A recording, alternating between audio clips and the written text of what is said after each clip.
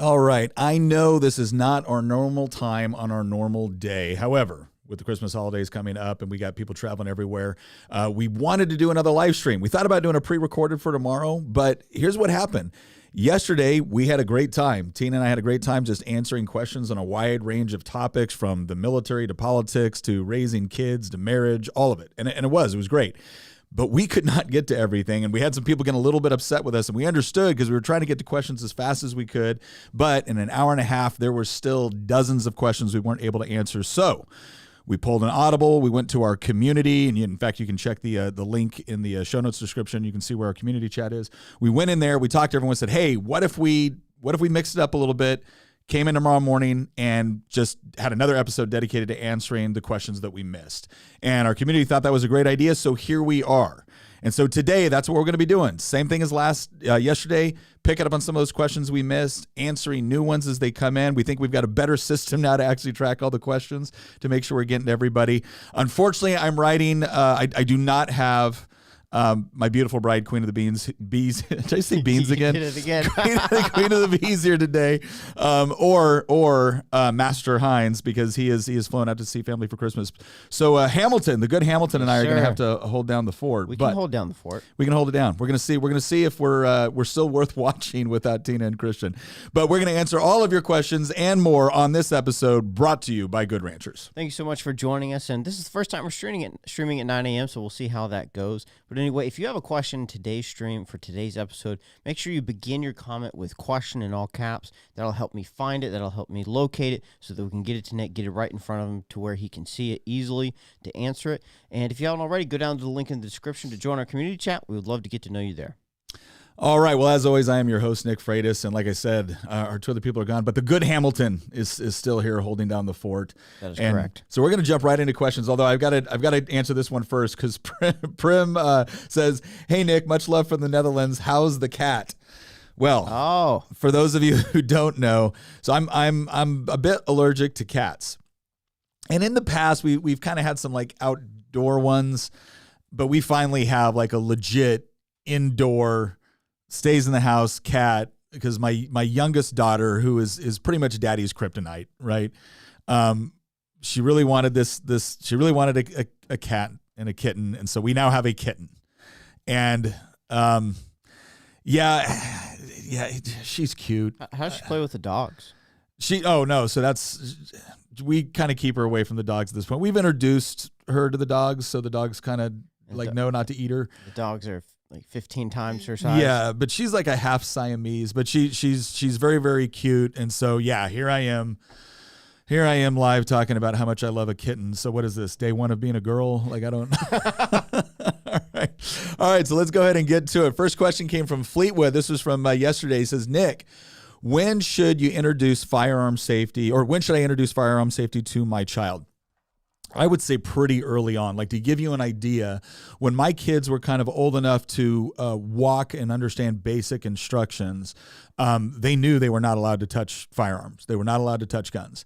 And the reason why I thought that was important is because when a toddler sees something, now again, I'm responsible. I keep my firearms away from my children so they can't get to them when they're toddlers, but I still introduce them to my kids to say, this is a gun. This is dangerous. You're not supposed to touch this, et cetera, right? So I explain it in terms that they could understand, and I let them know that I was serious. And, and again, I was still responsible. It's not like I left guns lying around everywhere.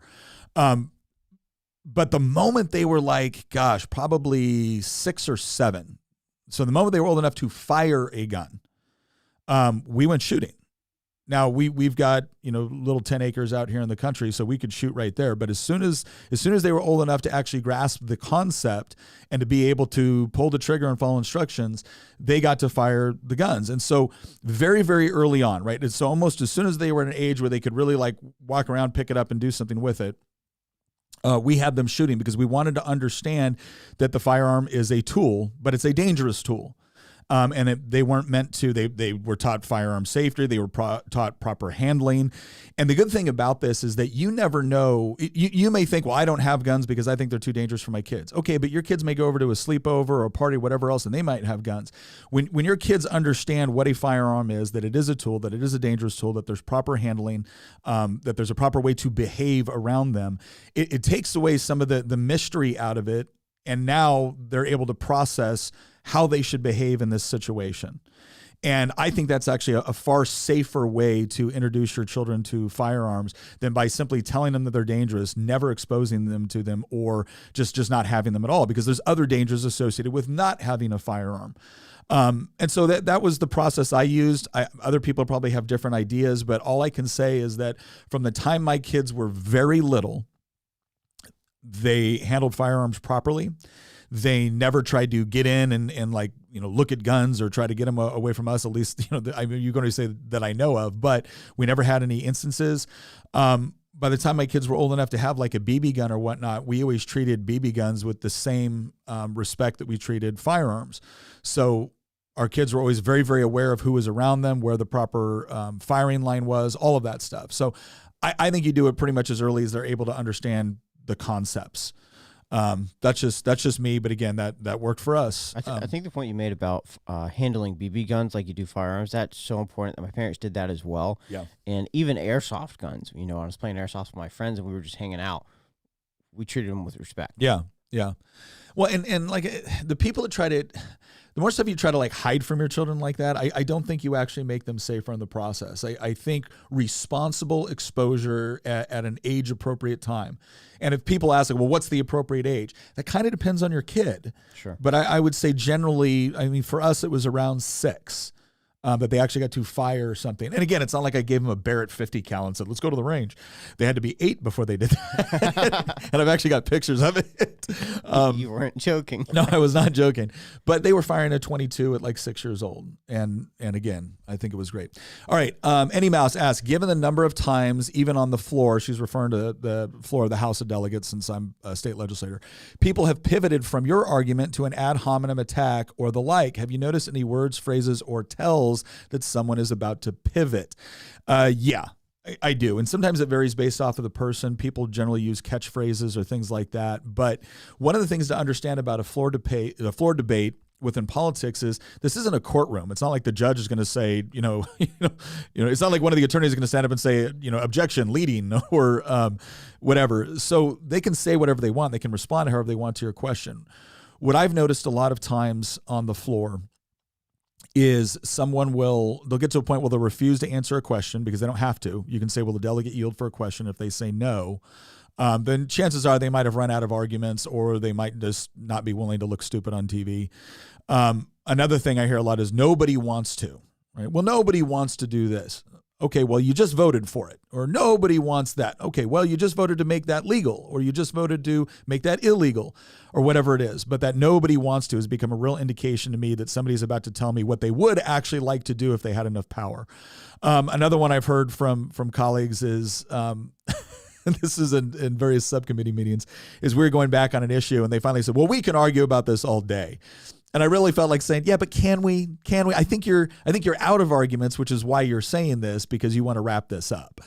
But the other thing to keep in mind is that I've seen people. I was debating with one person who was MIT trained economist, right? She was smart lady, but she was defending, drastically increasing the minimum wage. I was making the argument that the minimum wage is something of an arbitrary government price control that actually causes more damage to the people you're trying to help than it helps.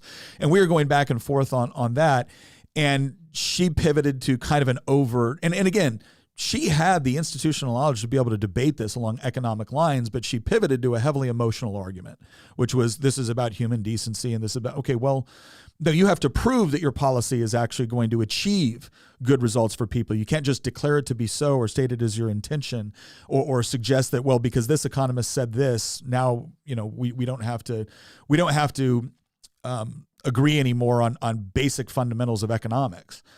And so I would say when you see people start to pivot to an emotional argument, when you see people start to use certain catchphrases, another common one is they will ask you a question, you will answer it, and then they will offer no acknowledgement that you actually answered that question. They'll immediately move on to another one. And then if the argument goes long enough, they go right back to their initial question as if you never answered it.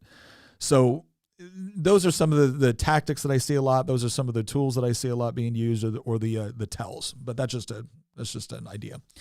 Okay, another question. As a retired Master Chief Petty Officer, I want to thank you for your content. Where do you see the military going if Biden stays in office? I think you're gonna continue to see the push that we're seeing now with respect to kind of the using the military as a petri dish for social engineering. Because if you look at government institutions, the military tends to be the one that's most closely associated with discipline, patriotism, a number of other things that you might more closely associate with conservative principles. And so I think they've always seen the military as a useful way to kind of push certain social ideas on a population which tends to be more conservative than, let's say, the rest of the government or most government organizations or entities. So I think you're going to continue to see this push on the woke ideology side. I think you're going to continue to see this emphasis that the greatest threat to America is white supremacy, which I think is just on its face absurd. That's not to say that white supremacy isn't a bad thing. It's a horrible thing. Any sort of racially based supremacy is a horrible thing. But to elevate that as if it's, the leading threat in the United States is bad. There's one thing that could potentially change some of that, and that is if we actually go to war, because I don't think Biden or the military establishment is dumb enough to believe that you're actually going to effectively fight a war with a bunch of people who get, horrified if you misgender them.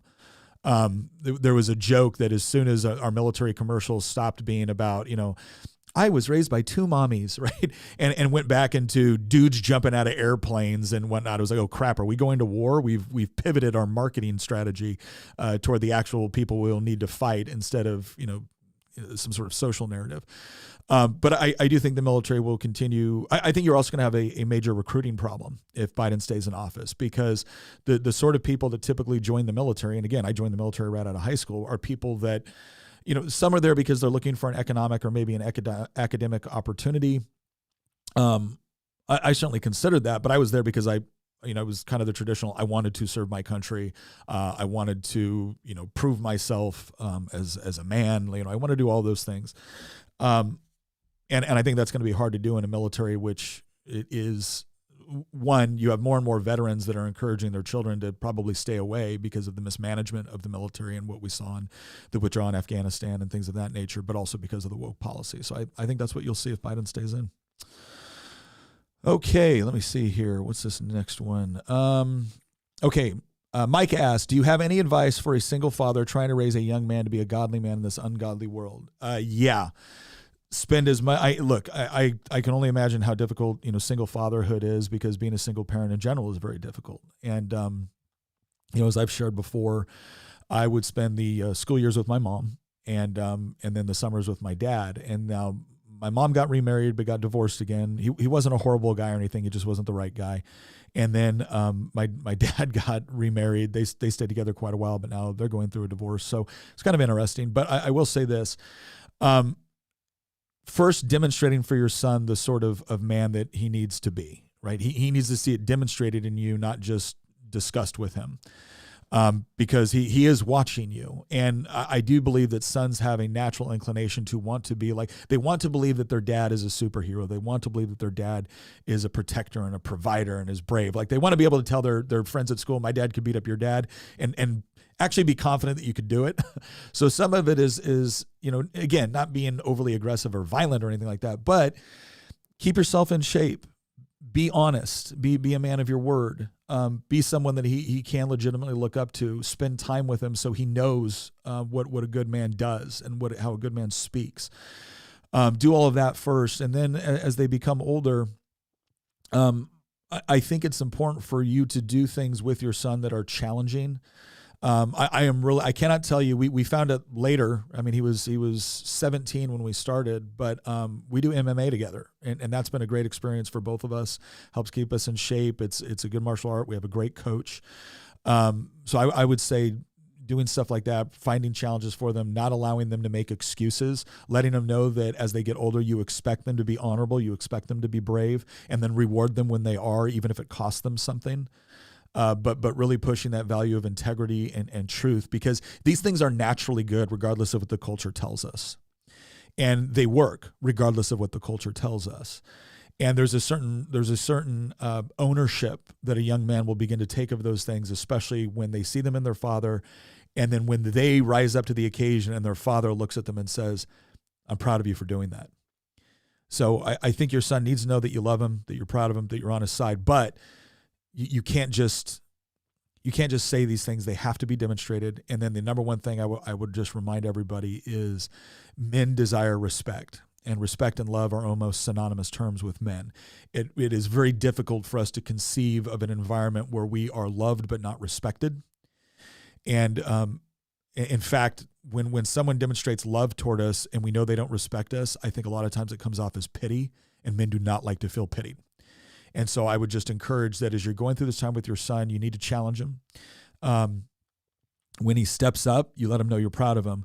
When he fails, especially on a moral failing, you don't give him a pass on that. You let him know that you expect more of him because he's capable of it. So you love and respect him enough to call him out on his crap, but you also love and respect him enough to let him know that you respect him when he does something worthy of respect. And I think that's a critical part of that, regardless of whether or not you're in a healthy marriage or you're raising a child alone. Okay, the Neil asks, regarding Michael Cassidy in Iowa destroying a satanic statue, are we now so constrained by laws and tolerance that good guys are wrong to so directly confront evil? Jesus, and then hashtag Jesus braided a whip, John 2:15. I've thought a lot about this. And here's what I'm going to say. Like if you're a Christian, really if you belong to any of the Abrahamic religions or whatnot, you generally acknowledge that if like people act like Christians are so exclusive when we say this. People say like, oh, so you don't respect other religions. It's like, well, no, I respect somebody else's right to make their own decisions with respect to what they want to believe, but do I believe that other religion is true? No. I believe my religion is true. Why wouldn't I? Truth is by definition exclusive. And so I can be respectful to other people, but no, I don't believe in other faiths, which means that anything that stands up as suggesting that it can replace or supplant Christianity is something that I don't agree with. The question is to what degree do I then go and engage in either legal advocacy, right? Trying to legislate what I believe or my faith, or to what degree do I go to physically impose it? And here's what I believe. Anybody that's trying to impose their faith or trying to compel me to do something that I believe violates my faith, I'm going to meet that with resistance. I'm going to meet that with resistance. To the degree that I will proactively go out and attempt to interfere with or harm somebody else is going to be completely dependent on whether or not they are actively engaging in harming somebody else. So I think we enter into a problematic situation where we say I'm going to tear that down. Now, obviously, I think Satanism is abhorrent. But I guess what I'm saying to Christians is that we had better be prepared for what the long-term implications are with respect to what we're doing. And by that, I don't mean being afraid of what the law says. The law doesn't determine whether or not I live out by my faith. I live out by my faith because my faith requires it. The question that I have is, does my faith require me to do what that gentleman did in Iowa? Does my faith tell me that is my response when I see something like that? And I don't have as clear a question, or I don't have as clear an answer to that, because obviously, if you look at Paul, if you look at the early saints, they were all living in an environment that was pagan, right? Jesus was living at a time and walking at a time. Now, obviously, I believe Jesus is alive because I believe Jesus is God. But when he was walking the earth, he was walking at a time where there were pagan statues everywhere. Now he did beat out he did get the whip and chase out the the money changers in the temple, right, which was the house of God. But I'm not sure that going around to other places in secular environments and turning something, I am still trying to figure out if that is an appropriate Christian response. Right now, I would oppose that. I certainly wouldn't support somebody putting up a satanic temple or whatnot. But I'm trying to figure out, I'm trying to be faithful to what I believe is the proper boundaries with my faith and the sort of actions that are required of me. And I'm having a hard time reconciling this right now. Not because I want a satanic statue up, and not certainly because I want to fight against somebody that was forcing me to try to celebrate that or try to recognize or adopt it. But I think we need to understand it both from a doctrinal framework on what is required and prohibited of us, and what the implications are for that. And again, I'm not talking about the implications for society. I'm talking about the implications for the faithful execution of our own faith. And I think it is a little bit more difficult question than either side is trying to make it out to be right now. But ultimately, my obligation is to faithfully live out what I believe as a Christian. That's my obligation. It's not to cater to the crowd. It's not to cater to the government. It's not to cater to another organization, because ultimately that's not who I answer to. I know that's probably not as great an answer as you were looking for, but it's kind of where I'm at right now. And I try not to give an answer based off of what I just think is kind of the easiest thing to say to the audience. I try to do it based off of what I believe is a rigorous and faithful interpretation of my faith and my beliefs. All right, Ryan asks, question, can people be good Christians if they are fear-mongering? I've heard many faith leaders that yell out that the day of reckoning is coming and we may suffer for eternity. Is this fear-mongering authentic? Thank you for the super chat, Ryan. Yeah, thank you very much, Ryan. I'm going to say this. I don't really... I think I would have to look at what an individual preacher or pastor or priest was saying. Again, our Christian faith tells us that no man knows the hour, right? That only the Father knows the hour.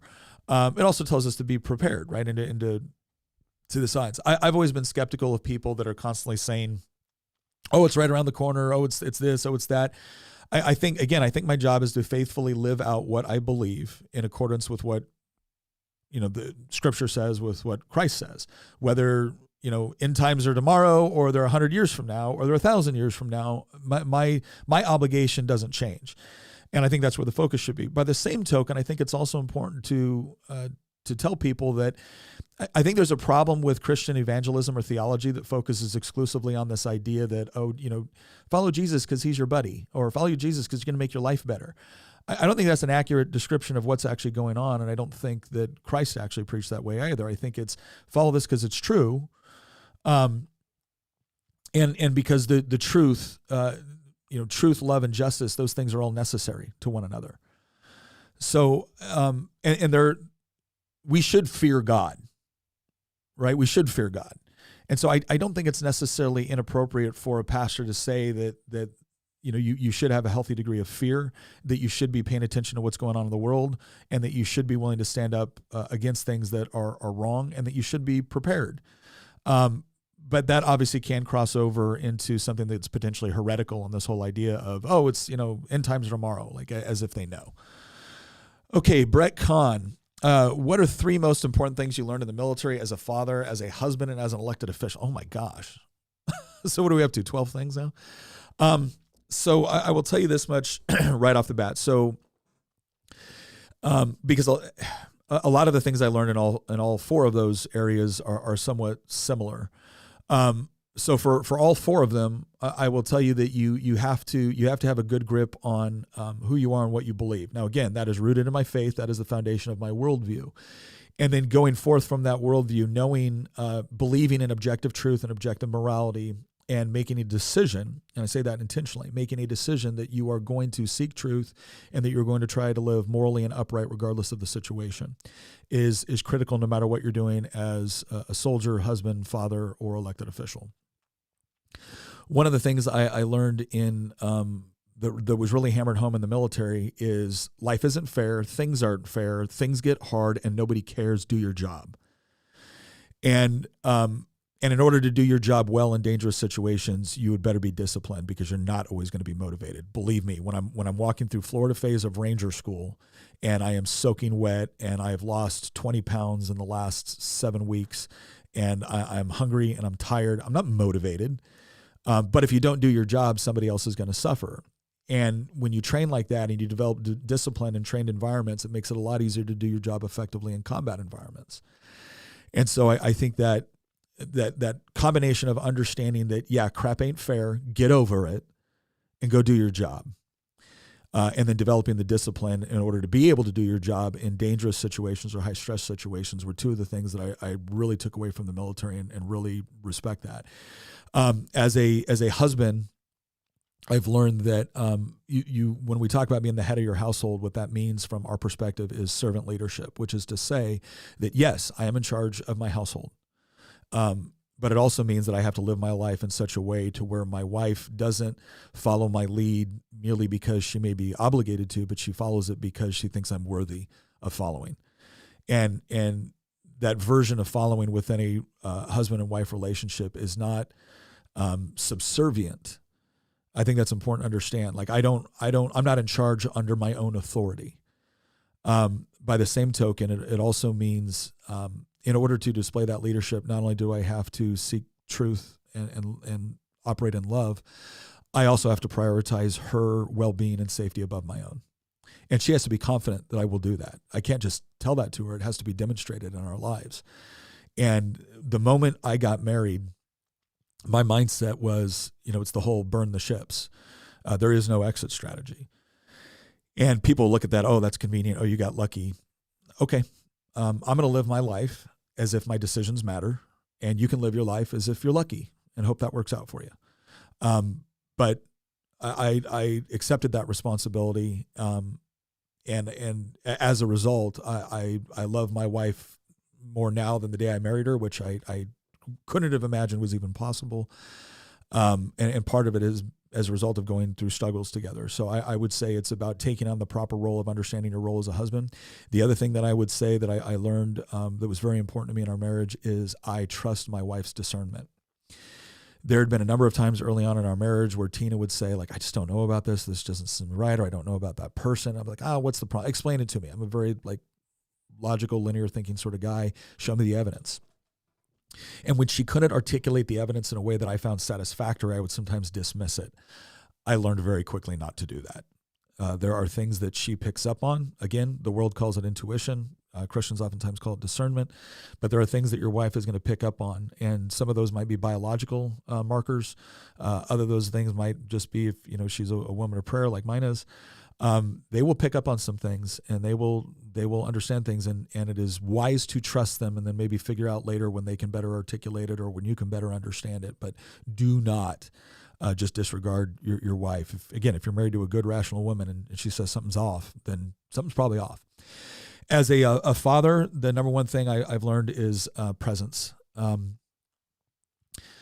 I did a thing this last Father's Day that I'd never done before with my 20-year-old daughter, my 17-year-old son, and my 15-year-old daughter at the time. And I said, all I want from Father's Day from you guys is to write something out. I want you to write out one thing that we did or a tradition or an event, whatever it was, but something that was truly memorable to you. And then I want you to write out one thing that you would like me to do better as your father.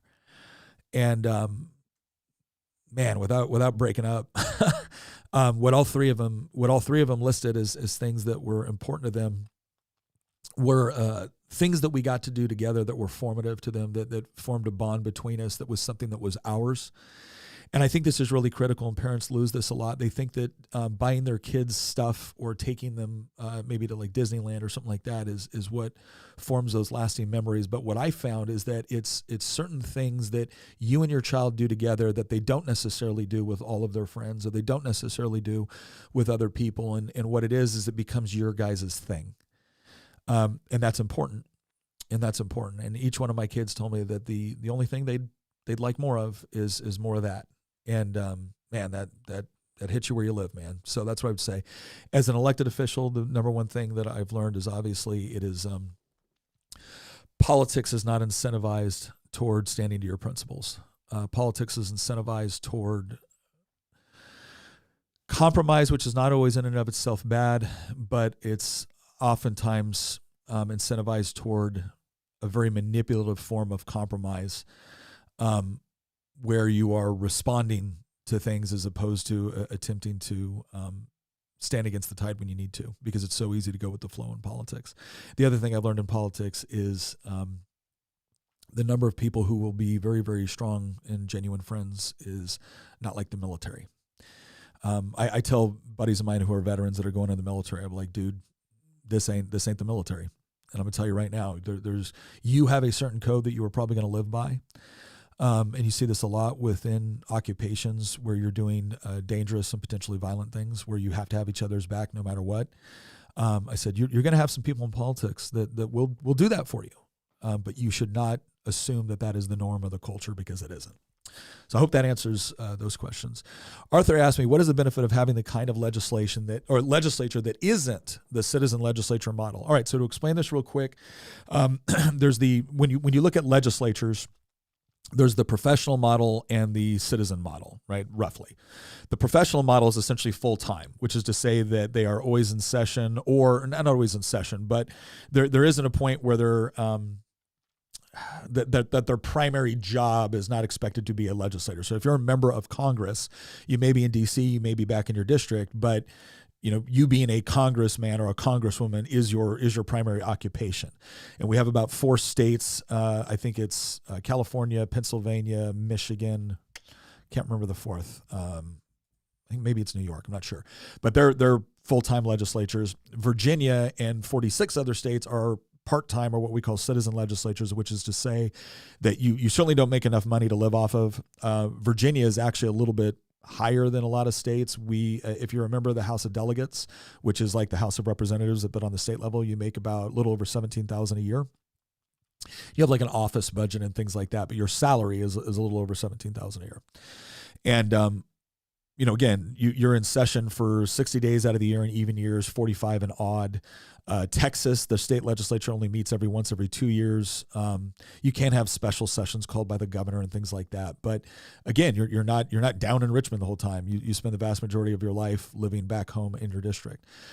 I think the citizen legislature is the preferred model. The argument for the professional or the full-time legislature is that you can be more responsive to things as they happen, because obviously if we have something happen that requires a state law change, the governor has to call us back into session.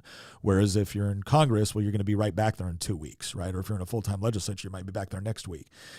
The other thing they will argue is that it adds to a certain degree of professionalization within the legislators themselves. And so the argument is maybe they're not as reliant on the bureaucracy.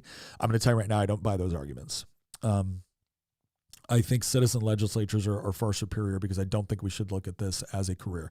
That doesn't mean citizen legislatures are perfect, because it's all government. But I do believe it keeps legislators, I think, better grounded in the long run and more connected with their districts.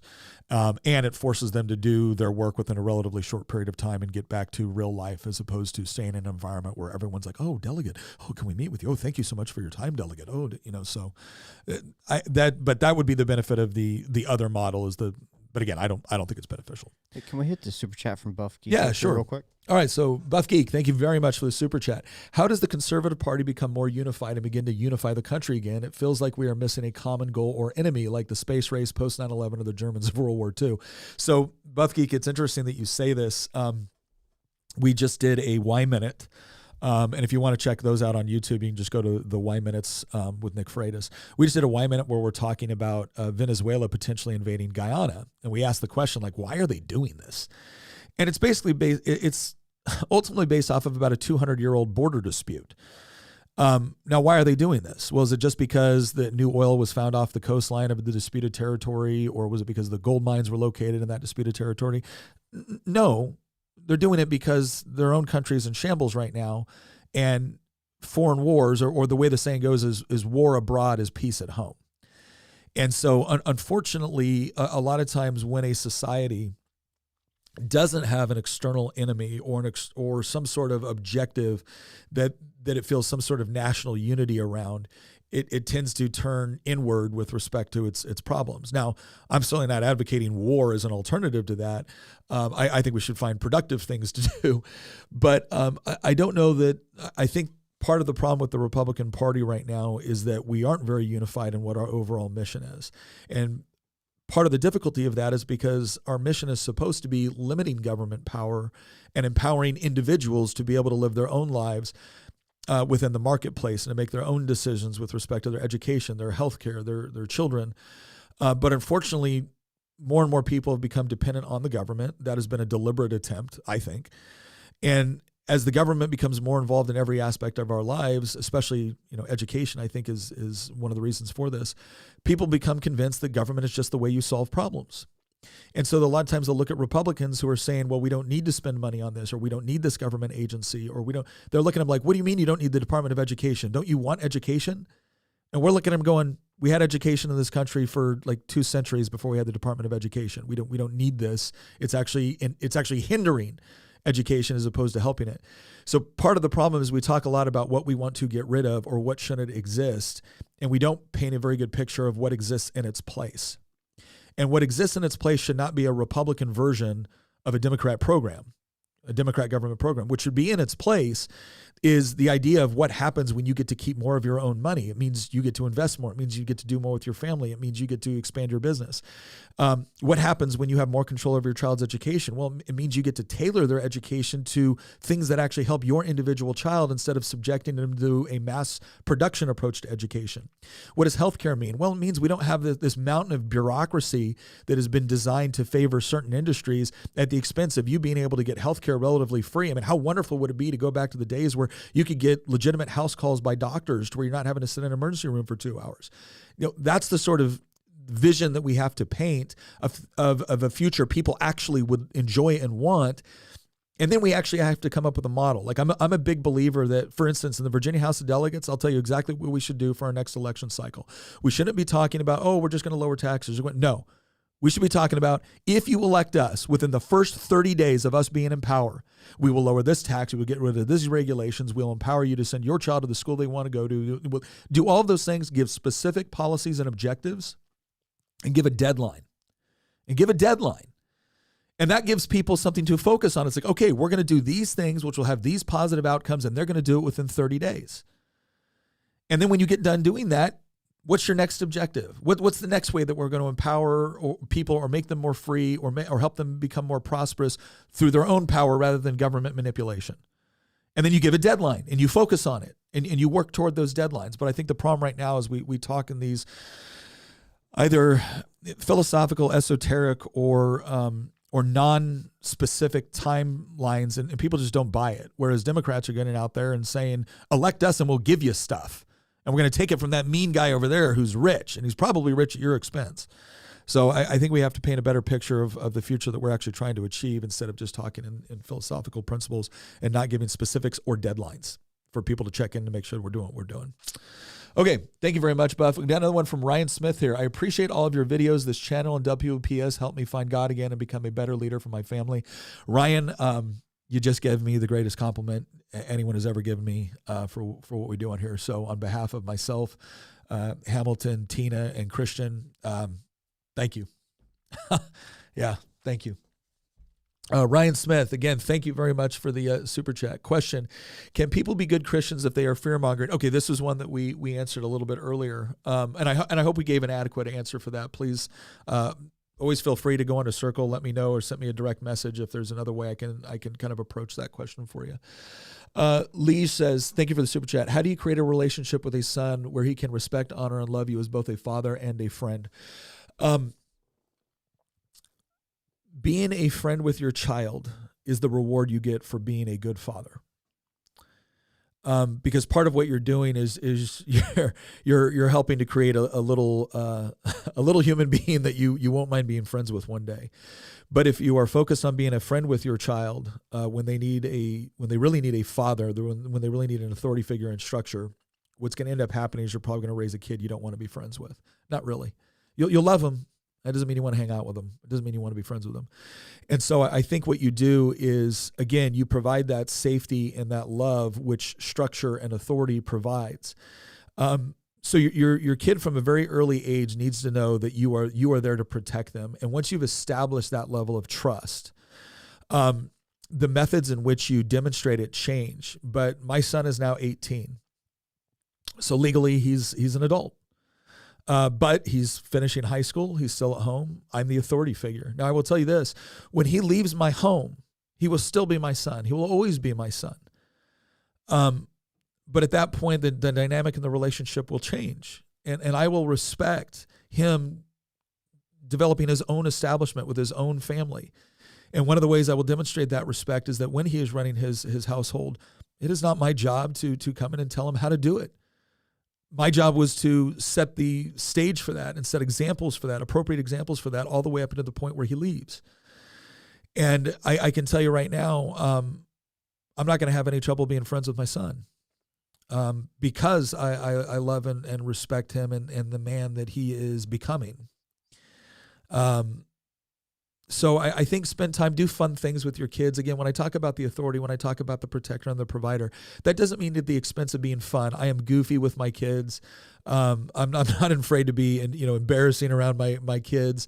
I want to go out of my way to make sure that they know that they are loved and that they are protected. But I do require a certain amount of respect, which has to be earned. But at times too, as a parent, the respect for my authority, I will require, because those boundaries need to be in place. And again, I think the end result of good parenting is you end up raising kids that you want to be friends with. Again, I'm not holding myself up as the example of this. I'm simply saying that there was a lot of things that Tina and I tried that we found worked, and there were some things we did that didn't, and we stopped doing them. But that's what I would say. Yeah. Texan 1845. Thank you for the super chat. Thoughts on Colorado taking Trump off the 2024 ballot? Okay. I think, I tweeted out this morning. I said that the Colorado Supreme Court has decided that in order to save democracy, they had to destroy it. And then I made a little smart alecky chat or a smart aleck comment about, hey, there's more than one way to win an election without having your name on the ballot, because I actually had to run as a write-in candidate at one point, and it was difficult, but we won, and we won pretty overwhelmingly. I think it was wrong. I think it was a horrible decision, and they based it off of the idea that he took part in an insurrection. The problem is when you look at the Constitution, and when you look at, the 14th Amendment, when you look at, probably elements of the 9th Amendment, as well as others, I don't think this was a justified move by the Colorado Supreme Court. And let's say, even if you could theoretically justify it based off of the Colorado state constitution or the jurisdiction of the Colorado state constitution over who they allow on the ballot, I think it was a really, really bad move. Because what it's signifying to a lot of people right now is that Democrats talk a good game about democracy, but when it's someone they don't like, then they will remove him from the ballot without even a conviction. It's not like he was convicted of insurrection. But the Supreme Court in Colorado made their decision, and I think what they're going to find is making that decision was a whole lot easier than upholding it's going to be. And I really think they are sowing the seeds for some pretty bad stuff. Now, I don't think Trump was going to win Colorado anyways, but what it does signify, again, I remember the last time there was a prominent move to remove a presidential candidate from the ballot, like a major presidential candidate that I'm aware of, was, I believe, leading up to the Civil War, where Lincoln's name wasn't permitted on the ballot in a bunch of slave states. I think there may have been other major attempts after that. I don't know, so don't quote me on that. But this is I think it was a horrible move, both from a constitutional perspective, but I think it was a really horrible move too from a practical perspective. Schnapp asked, thank you for the super chat. What are 3 things you would give us as advice for young men between 18 and 21 who want to be a father but have never been in a relationship before? A lot of the first skill sets that you need to develop, well, first of all, you need to be a man of your word. You need to be able to protect. You need to be able to provide. And so you need to be able to develop the appropriate skills to be able to do that. And some of those skills are professional. Some of those skills are physical. Some of those skills are spiritual and emotional. And some of them are intellectual. And everybody is capable of increasing their capabilities in these categories. Are some people going to be stronger? Are some people going to be smarter? Sure. but everyone's capable of developing those capabilities. And you need to first develop them in the desire to get married and have a wife, because that's the proper relationship for raising children, is with a man and a woman married, raising kids. That's a much more ideal scenario for doing that. So first develop those capabilities to be a good husband, and then you're going to find out how well those capabilities also translate into being a good father. And that's what I would advise. And another big thing that I always tell people to want to be good husbands and fathers one day is, once you become a father, the way you treat your wife and the way you treat your spouse, this also applies for women as well, tells your kids a lot about what they should expect in their future relationships. And so I would also seek out mentors. Look for people that you are confident, not just a peer, but you are confident that, man, that guy has the sort of marriage, the sort of family life. That's someone I admire. And sit down and ask them questions, because there's a lot of advice that people can give you that might be more specific to you and your situation if they know you better. So find people that you admire, that you think have done it right, and spend time talking to them and listening to them and asking them questions. And you'll be shocked at how willing they will often be to sit down and actually provide that for you. Okay, let's get to some more here. Question: how do you help guide your children, girls 14 and 11, in today's psychological warfare? I'm kind of scared for them to go to college and become brainwashed. That is I would say it's an incredibly legitimate concern. One of the things that we did with our kids, and that question came from Sage, you're actually far more influential in your kid's life than I think pop culture wants you to believe. And you see this within academia, you see this within pop culture, you see this within, other elements of society as well, the economy, where they're constantly pushing you to hand your kids over for more education, for more daycare, for more, early childhood development, as if spending time away with you and with academic professionals who couldn't possibly care about your children as much as you is the most important thing you can do for your children in their formative years. And I think that's garbage. It's not that you shouldn't take advantage of the benefits of people that have developed special expertise in areas like education. It's just that you shouldn't hand it over as if, oh, okay, well, I guess this is your job now. Early childhood development is incredibly important for formulating those kinds of bonds. And you actually, there was a really interesting, we'll probably do a whole segue on it with Tina and maybe Lily and Allie at some point. There was an article an interview that was done a while back. I think was it the Real Alex Cooper? Real Alex? I can't remember. But she was talking to a child psychologist who was a wife, who was a mother, who was a professional. And she was talking about the importance of those early childhood bonds and those bonds during those formative years. So I would say, to the extent possible, play a much more active role in your child's education and a much more active role in your child's life during those formative years. Build those bonds, do things together, create memories, create trust, create an environment where they feel safe in asking you questions. Don't delegate that out to a school, any school, much less a public school. Or their friends at public school, because there's a lot of draws for your children's attention, and the closer you build those bonds during those formative years, and the more they feel confident in what they believe and why they believe, and the more those beliefs become theirs as opposed to just an extension of you, the more equipped they're going to be to go into more hostile environments and stay strong in what they believe. Because again, at that point, their beliefs are theirs. They're not just doing it because you told them to. But you have to be able to be ready for them to challenge you and ask you questions and be prepared to give satisfactory answers.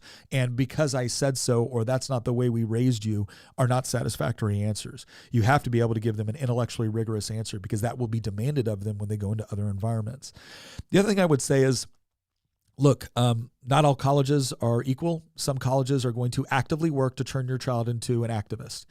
And we've got some episodes we've talked about that before. We're going to have some other ones that we talk about where we're really going to pull back the curtain and show you just how true that has become. We're going to look at what the United Nations is putting out with respect to how they view education and how they view what the role of education is. And I got news for you. It's not so your kids are just better at reading, writing, mathematics, or a particular skill or capability. They have an ideological agenda, and they are going to push it on your child. And so I would look at what university are you sending them to. The other thing I would start to look at is, more and more we have the professional world starting. I didn't say see it. I didn't say fully embrace it. I said starting to see that degrees don't necessarily convey the same capability that they maybe did at one point.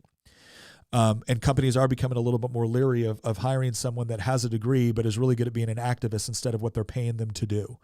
And so I would ask your kids what they actually want to do with their lives, and then determine whether or not college is the best route for that, and then determine what college will put them in a position to be able to do that effectively, as opposed to just having a nice name or a once great reputation. I will also say this: there's a huge emphasis, or there's a huge push for parents to be able to say, oh, my kid's going to this college or my kid's going to that college, as if that's what determines your success as a parent.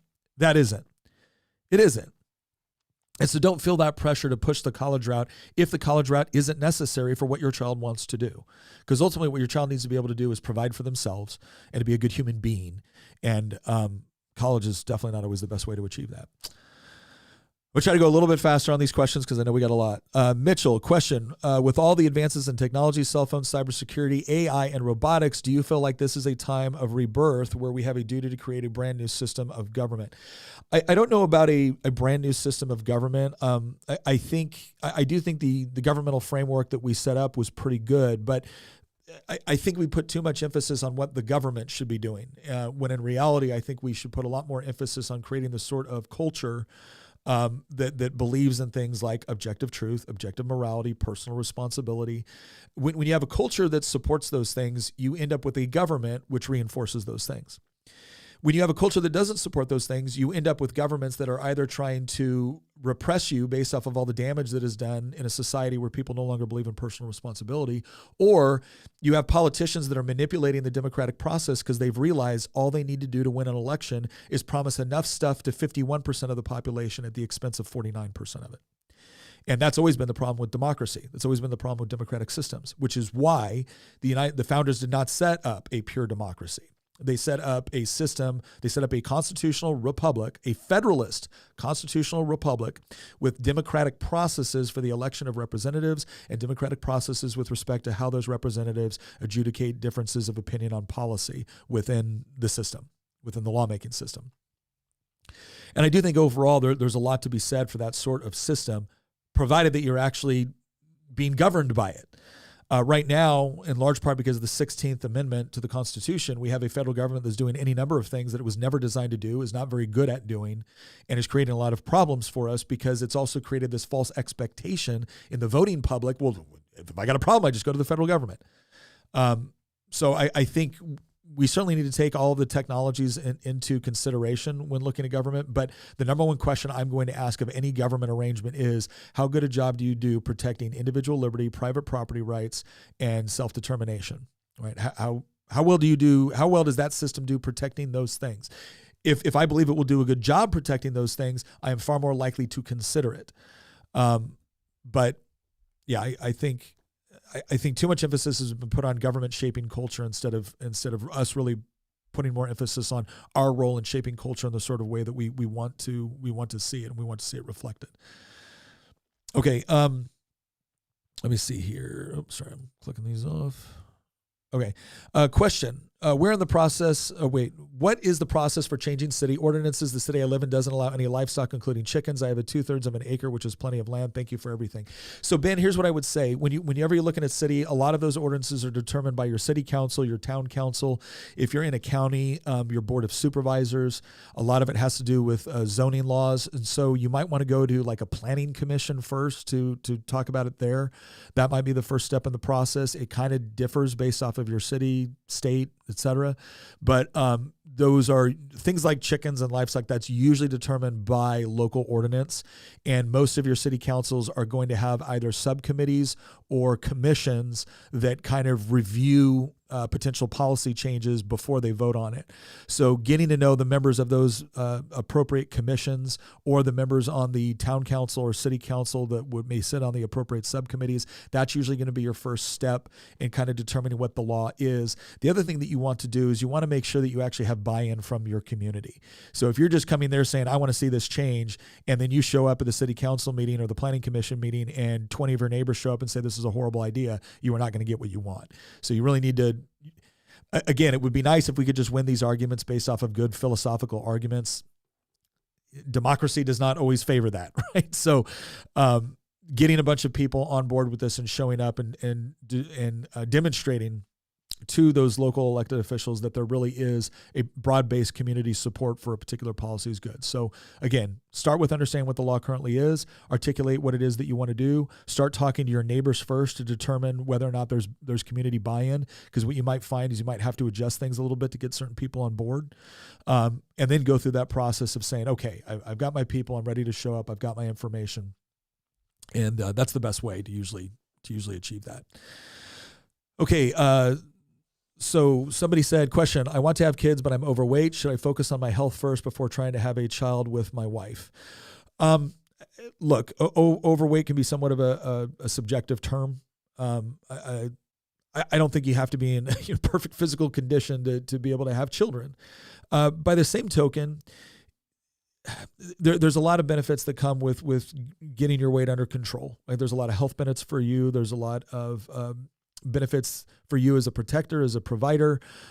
John Lovell once he was talking about survival situations, and he was saying, he's like, look, staying in shape. If you stay in shape, you're gonna fight better, you're gonna work better, you're more fun to procreate with. Right? And he just kind of snuck that in there, and it was a real crack up. But I would say, look, don't hold off having kids forever because you're overweight. Like, don't do that. But for your benefit, for your wife's benefit, for your children's benefit, get to a healthy stage. Develop healthy habits, because it's just going to be better. It's going to be better across the board. But if you're at a stage right now where you're like in your late 20s or something like that, your wife's in her late 20s or early 30s, don't wait another 4 or 5 years to have a kid, because her biological clock is very important. There are, as much as we don't like to say it, there are health concerns. The health concerns go up exponentially the older a woman is when she gets pregnant. And I'm not saying that to dissuade someone from getting pregnant. I'm certainly not saying that to dissuade someone from maintaining a pregnancy when they're older, but it's just something to take into consideration. It's a biological reality. And so I would consider that as well. But it's never a bad idea to get in shape. Banana Man, question, what are your thoughts on the war in Myanmar? So I'm a supporter of the Free Burma Rangers and the Karen rebels up there. The Free Burma Rangers is a Christian missionary organization that actually goes up there. And Dave Eubank, I certainly consider him a friend. I think Dave and his family do absolutely incredible work, and not just in Burma, but they've done it in Syria as well, Iraq, and other places in the world where they've gone in and they've saved people, they've saved children. But they're part of a missionary group right there that provides medical care that helps people escape the very violent persecution that various tribal groups are experiencing at the hands of the government over there. And if you are looking, this is another thing that I think is important. A lot of times when we look at a bad situation or a violent situation, and we ask ourselves, what's the responsibility of the United States government in this situation? I think a more important question to ask first is, what's my responsibility in this situation? Should I go? Should I help? Should I pray? Should I financially support? I think we should answer that question first. And I will tell you right now, if you are looking for what I believe to be as an excellent organization for not just for that conflict, but for conflicts all over the world that are really, really focused, go look up Dave Eubanks and what him and his family have done, not just in Burma, but what they did over in Syria, where they were rescuing children who had been essentially sold into what amounted to a sex trade, and bringing them out and giving them medical attention and setting them up for success in the future. And some of the very dangerous situations that Dave and his team went into where they're under fire rescuing kids. Free Burma Rangers, I would heavily encourage you to check out that organization and consider donating. I think they do great work. Joseph, question, I keep getting told that we should be passive as Christians, and also we should use deadly force by defending yourself against a home invader. I'd like to know how biblically, if we should be more on the pacifism side or not. Thanks. Thanks for the super chat, Joseph. Thank you very much for the super chat, Joseph. Oh, there I see. I got two different screens I'm reading right now. Here's what I'll tell you. I don't think Christianity requires pacifism. Now, some people will say that when somebody slaps you on the cheek, you should present your other cheek for them as well. And I think it's important to understand the cultural connotation of that. I think a lot of the problem that we do when we try to interpret Scripture, I heard it said this way once: Scripture was written for you; it wasn't written to you or about you. That's what it was. It wasn't written about you. And so it's this idea that obviously everything within Scripture is useful for instruction and correction. But I think sometimes people assume that if the Bible says I'm to turn the other cheek, well, then that means in every situation I'm not to, there's no appropriate situation to use violence. And I don't think we see that manifested in the Bible. I don't think we see that manifested in Christ's life either. There was one very notable time when Christ used violence. There was another time where Christ willingly went to the cross and sacrificed himself for us. I think it depends entirely on the situation. Christ also said, "Sell your cloak and buy a sword." It's one of his last things that he said to his disciples. So no, I do think there are situations where it is appropriate for Christians to engage in violent action. I think it was it Constantine?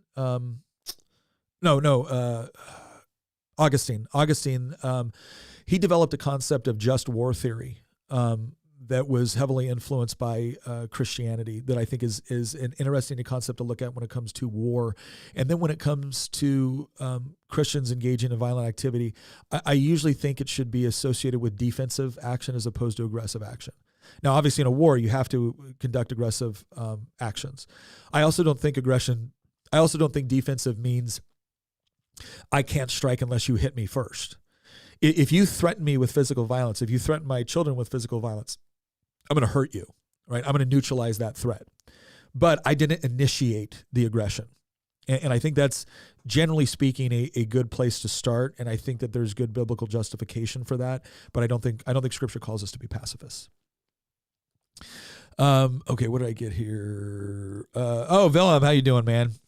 Question: is your thoughts on Vivek Ramaswamy's statement that he will dissolve the FBI, Department of Education, and CIA? Or what is my thought? Department of Education, absolutely. When it comes to federal law enforcement or spying entities, here's what I'll say: Do I think that there is a need for federal law enforcement? Yes, I think that's constitutionally understood. Is there a need for the United States to have some sort of capability with respect to conduct covert or clandestine operations, intelligence gathering, and analysis? Yes. Do we have major structural problems within the FBI and CIA? I believe that we do. I don't know if the best way to do that is to get rid of them or to attempt to reform them. I think Vivek believes that we need the capability, but sometimes when an organization, and again, I'm saying what I believe he believes, when an organization becomes so corrupt that sometimes you have to dismantle the organization and start anew, and start it off with different mission statements and different structures in order to prevent the bad things that you saw within the other organizations.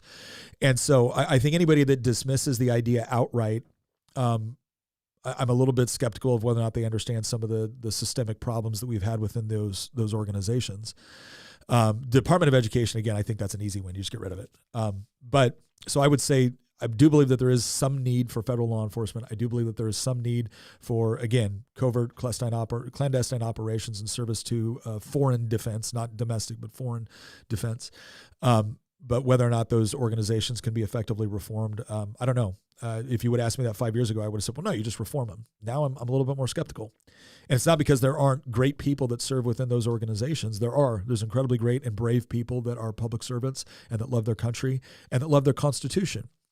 Unfortunately, there's other people within those organizations that see it as a mechanism where it almost feels like they operate above the law, or they operate specifically for domestic political purposes, as opposed to what the true function of those organizations should be.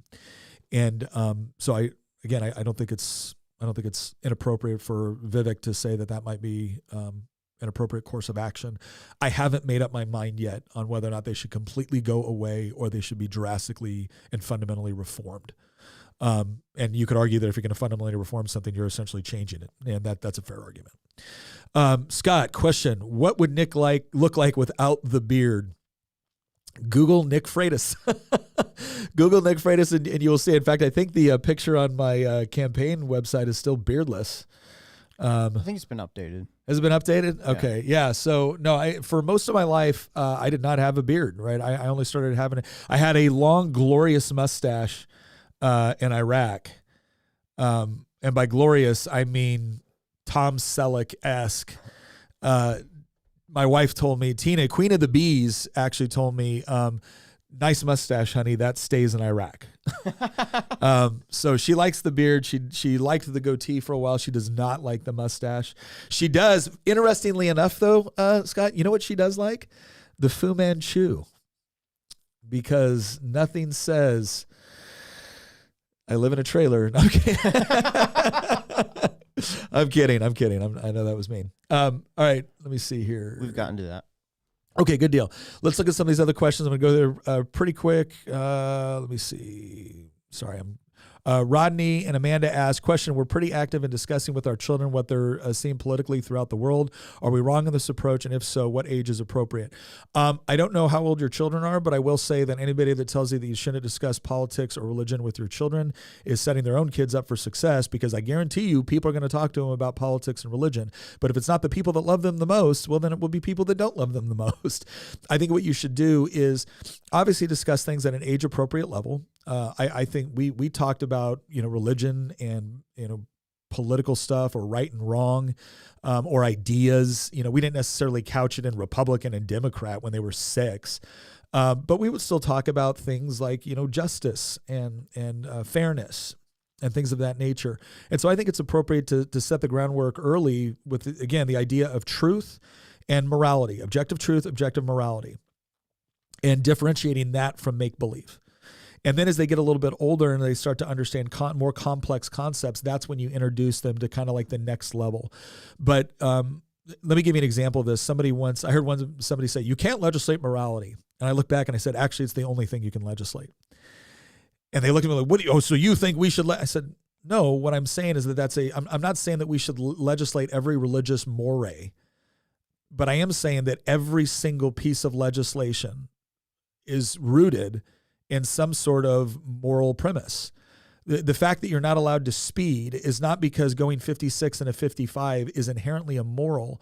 The reason why you're not allowed to go over the speed limit is because it increases theoretically, it increases the propensity of you getting in a crash and someone getting hurt. So the moral principle is we have to restrict your ability to speed in order to prevent other people from getting harmed, right? That's the moral premise. We can debate all day long on whether or not that's an effective process for achieving that moral premise, but it's all based on moral premises. And so the reason why I say that is if you start everything off with, why do we do what we do? Why do we believe? Why do we tell the truth? Why do we insist on personal responsibility and honesty and integrity? Then when you start to get into other questions of policy, now all of a sudden you can bring up those same qualities or character traits when you're discussing everything from economic policy to, medicine. And again, you set the tone on when you start bringing up topics, sometimes by when they bring it up or when they see something. I used to do it with my kids when we were watching cartoons, and a cartoon would do something or say something that I thought was, relatively innocent, but also kind of ridiculous from an economic standpoint. Well, now I can use that as a frame of reference for them, and I can ask them questions. Hey, do you think that's a good idea? Why wouldn't that be a good idea? Right? And then you let them kind of work it out in their own mind, and now it becomes kind of a game. And then those conversations progress as they get older. But no, I would definitely do it. Jayham Fernandez said, any pastors you can suggest or recommend aside from the amazing Vodi Bakum? Okay, here's what I'm going to tell you. I have gotten real careful on recommending pastors. And it's only because pastors at the end of the day are human. They have frailties, they have problems, they have temptations, they can screw up. And nothing is more frustrating than putting so much faith in a pastor and then watching them fall and then have people wonder if everything you told me was based off of what that pastor said and look what he did in his own life. So here's what I'll say. I'm always going to tell people to go to Scripture. There are other people that I think do a pretty good job, right? You mentioned Vodi Bakum in here. I like Vodi. I like Vodi Bakum. I like Frank Turek. On some people that are no longer with us, I really liked Greg Bonson and the work he did on apologetics. Oz Guinness is another one that I like. John Lennox is another Christian apologist that I admire. I like Mark Driscoll. Some people get mad at me when I say that. I'm like, look, it's like with anything else. I'm not following men. I follow Christ. But I think a lot of these people have good things to say, and things that I have seen them say, I thought were doctrinally sound, and interesting approaches. Doesn't mean I necessarily agree with everything that they've ever done or ever said, or everything that they will do or say in the future. But those are some of the people that I have enjoyed listening to, and that I think have been pretty good at providing insights. William Lane Craig is another one that I like. Again, don't always agree with everything, but I don't think they're heretical. And for the most part, they seem to have, their lives seem to reflect the message that they put out. Okay.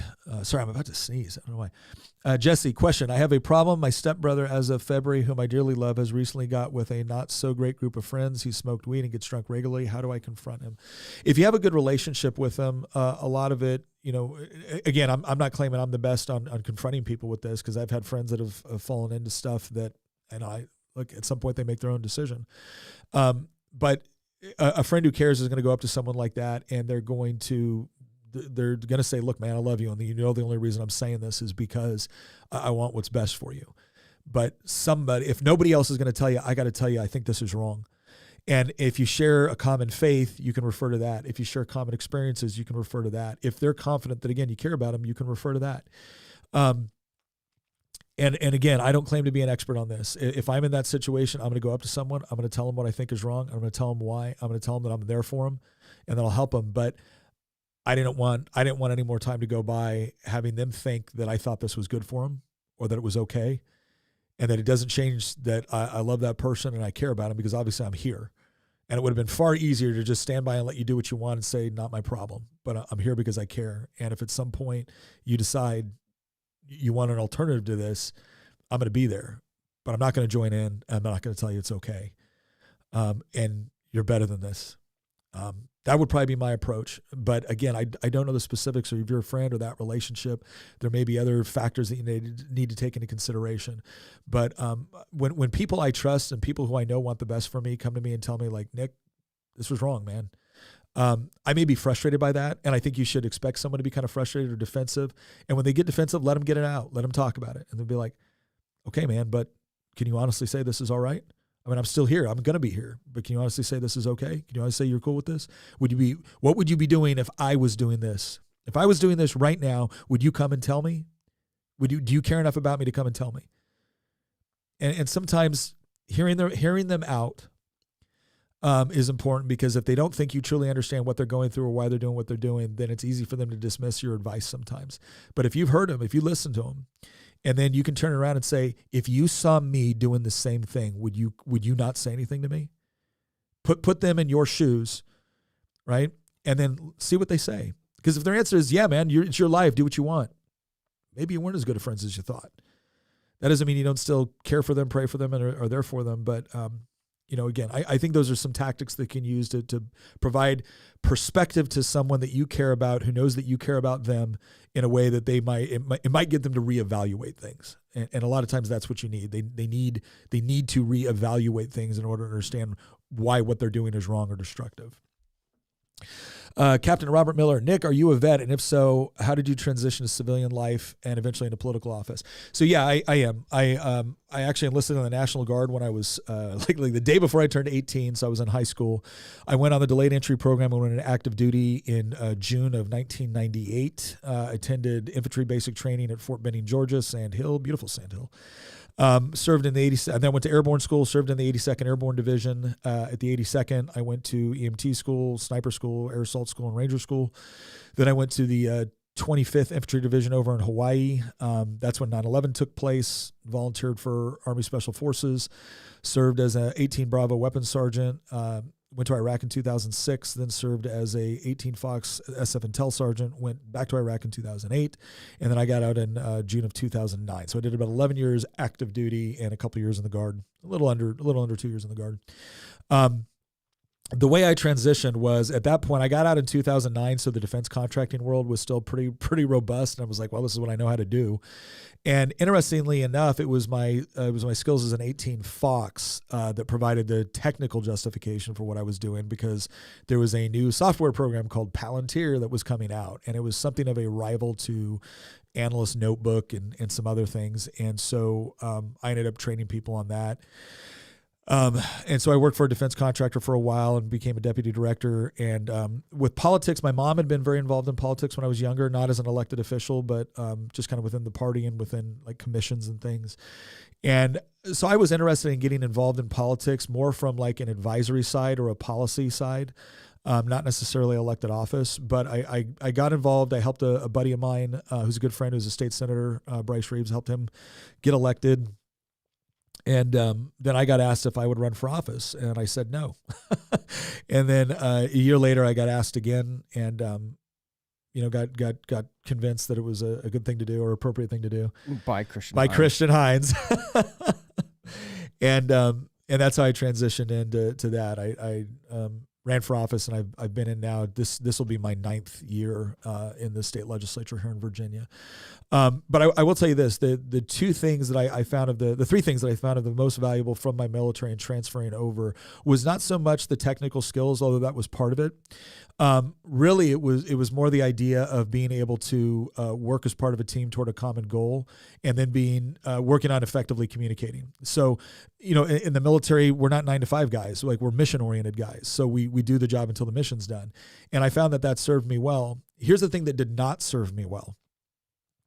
I was used to serving in special forces. And one of the things that I loved about special forces is that I found it to be very, very meritocratic. Which is to say that in an SFODA, or a Special Forces A team, there was 12 guys. You had a captain, a warrant officer, usually a master sergeant as your team sergeant, and then you had an intel sergeant, and then you had two junior and senior medic, engineer, weapons guy, and communications guy. And we regardless of rank, we usually always called each other by our first name. When we planned missions, we planned them together. We still respected the authority that your team sergeant, your team leader, and your warrant had, especially your team sergeant, if I'm being honest. But you could sit there, and I could look at my commander and did at times and been like, that's the dumbest thing I've ever heard. And he'd look back and be like, and he'd look at me like, okay, well then explain what you do. I do this. And I remember my buddy Glenn Mason and we would sit there and we would argue and fight over the best way to, hit an objective. And we'd be like yelling at each other. Like, you moron, you idiot, you're going to get us all killed. And it was over minor differences because we were just super competitive. So when I got out of the military and I was a program manager and I was running a bunch of training programs, a lot of it for special operations guys on analytical software, I was dealing with a bunch of people who were incredibly gifted coders. I mean, these guys were brilliant, right? They were all like Stanford and Cornell grads, and they were all probably going to be millionaires by the time they were 28. And here I was kind of like I was the knuckle dragger that was translating their program to, Green Berets and Border Patrol and everyone else that was considering it. And I remember that we got this new guy in, and smart guy, but he comes in, he goes, Nick, we got some ideas for how we think you should conduct the training. I was like, oh, okay, great. Yeah, you always learn, man. He goes, well, I think one of the things that you should do is that if someone isn't paying attention, like you should have like a tennis ball or something like that. And what you do is, like, as you're teaching the class, you're like throwing it out in the audience, and people are watching because they catch the ball and then they throw it back. And I'm sitting there looking at this dude, and I said, okay, so that's an interesting concept. I'm going to need you to put this request in an email, because the first time I hit a lieutenant colonel in the face with a tennis ball because your dumbass wants me to throw it at him, and we lose a contract, I don't want people coming back and saying this was Nick's idea, because this is stupid. And he's like, oh, okay. And I thought, all right, so he gets it, right? This is a dumb idea. And I potentially saved the company some money and some embarrassment. Yeah, I found out later that was probably not the best way to approach that with a bunch of computer programmers. They looked at that as being very hostile and aggressive, whereas I thought I was just, doing my job. So one of the biggest things I learned coming out of the military into the commercial sector It's great when you can work with other military guys, but you're going to work with other people that are not military. You're going to work with other people who are not the same background in the military, and they don't have the same way of communicating or processing information. And it's really important to take the time to understand the culture and the dynamic of, and I should have known this, because like one of the first rules of a Green Beret is understand your operational environment. Well, I had been working there for 2 years at this point, so I thought I knew it. And I clearly didn't. I still had some bad habits that might have served me well in SF, but didn't necessarily serve me well in that environment. So always, always, always, always understand your operational environment, and you're going to have to adapt to it. Not necessarily morally or ethically or anything like that, but you need to adapt your approach to it, because, again, the civilian world's not the military. Okay, Heather Roach, are you finished with your Christmas shopping? What is your family's views on gifting, and how do you make sure mom isn't forgotten in the shuffle? I will say this, and this isn't bragging; it's just real. I suddenly turn into Santa Claus during Christmas. Like for the rest of the year, I'm not out there. We don't get our kids a lot of stuff. We never have. We don't get our kids a lot of stuff. It's just not our thing. It's not our thing. And even when they were little, when they went to the store, it's like, can I have that? I don't know. Can you pay for it? No. Well, I guess not. And part of it was because we were also trying to develop this sense of, hey, if you want something, then you work for it, and then you can go get it. Except on Christmas. And look, I completely agree that we have over materialized Christmas, and that we should keep Christmas focused on the things that really matter, which for our family is the birth of Christ. And we do those things. But I tend to look at it this way. A lot of parents will kind of go throughout the year and do little special things and presents. Like for me, that's Christmas. That's when Daddy does Christmas.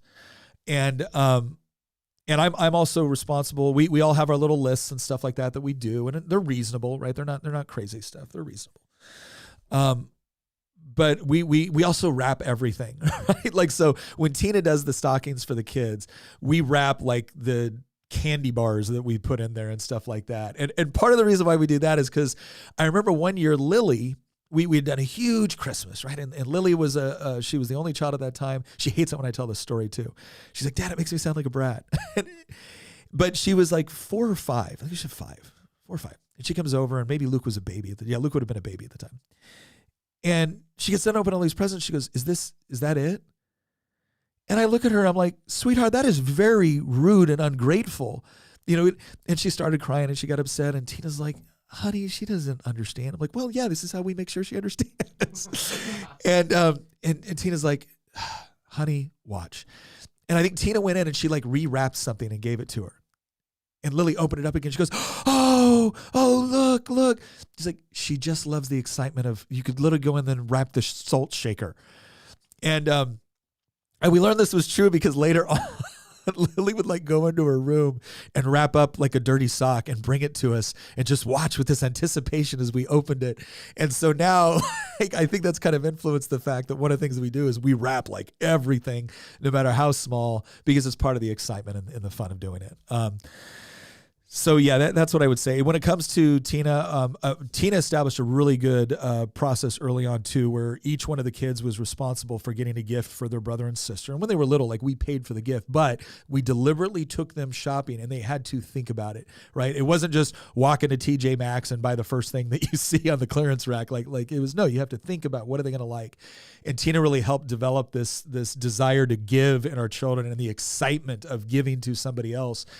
And so I've actually been real impressed, far better than me sometimes, on figuring out like what is a really meaningful gift to give to one of their brothers or their sisters or their mommy or to daddy.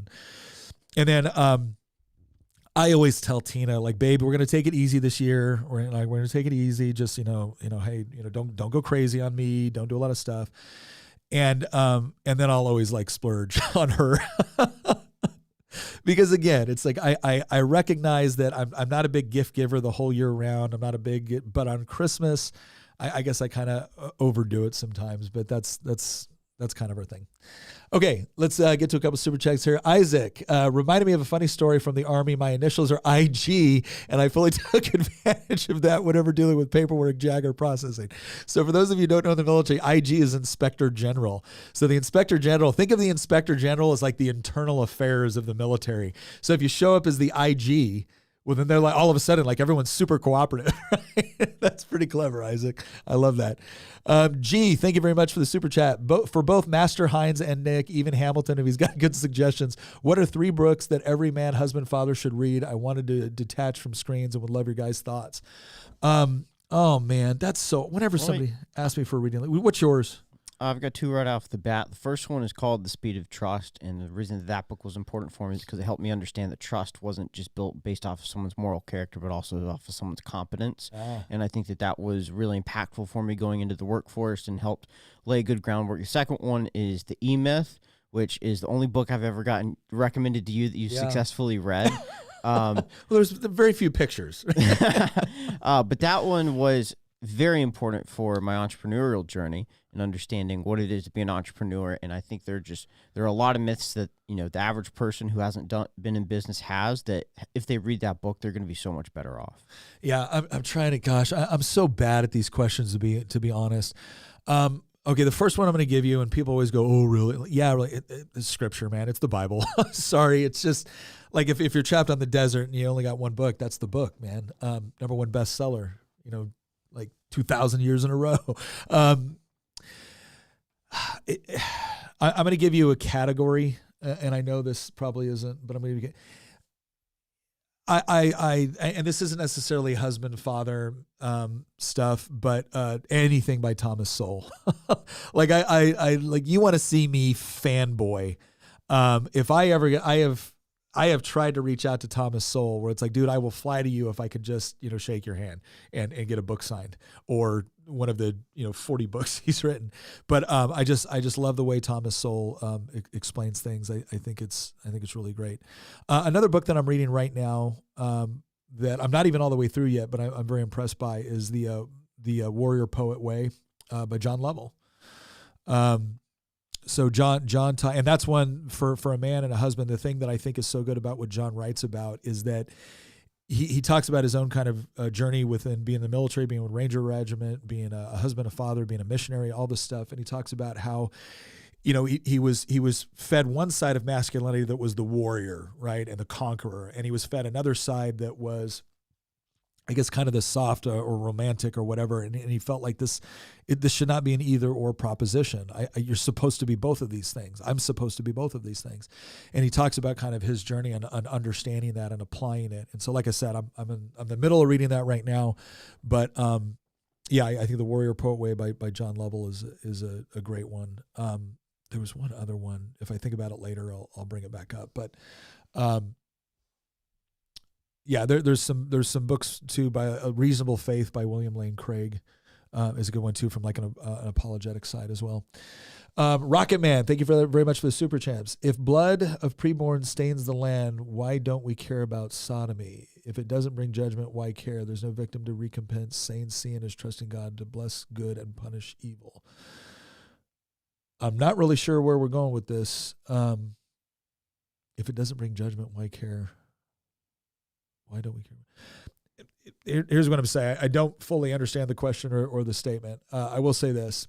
I don't know if saying CN or saying Christian is trusting God to bless God and punish evil, or bless good and punish evil. I don't know if what that essentially means is that it's not the Christian's role to essentially engage in a broader cultural discussion about that which is right and that which is wrong. If that's a misinterpretation of what you're saying, I apologize, but it's the best I can come with right now, kind of on the fly. I do believe that we're supposed to be representatives of Christ from a Christian standpoint, and I do believe that we are supposed to speak the truth in love. I also think that in 1 Peter 3:15, when it says, always be prepared, or it says, first sanctify Christ in your heart, but always be prepared to have a response for the hope that is in you, but to do so with gentleness and respect. So I do think there's commandments to evangelize. I do think there's commandments to stand up for what we do. The manner in which we do that is very important. And I'll be the first to admit that I'm not always the best at doing it, because I do get frustrated. I do get angry.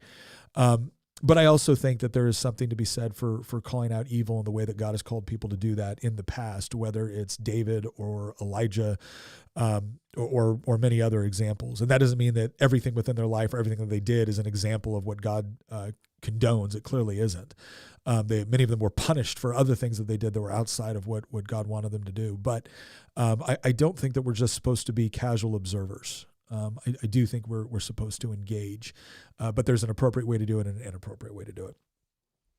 Jesse, thank you very much for the super chat. Question: 27-year active duty, near retirement, planning for my next life, interested in politics, but wary of capital politics. Do you think state level has more impact, and do you ever feel like federal government cuts your legs out? Jesse, first of all, thank you very much for your service, man. 27 years is incredible. Here's what I would tell you about politics.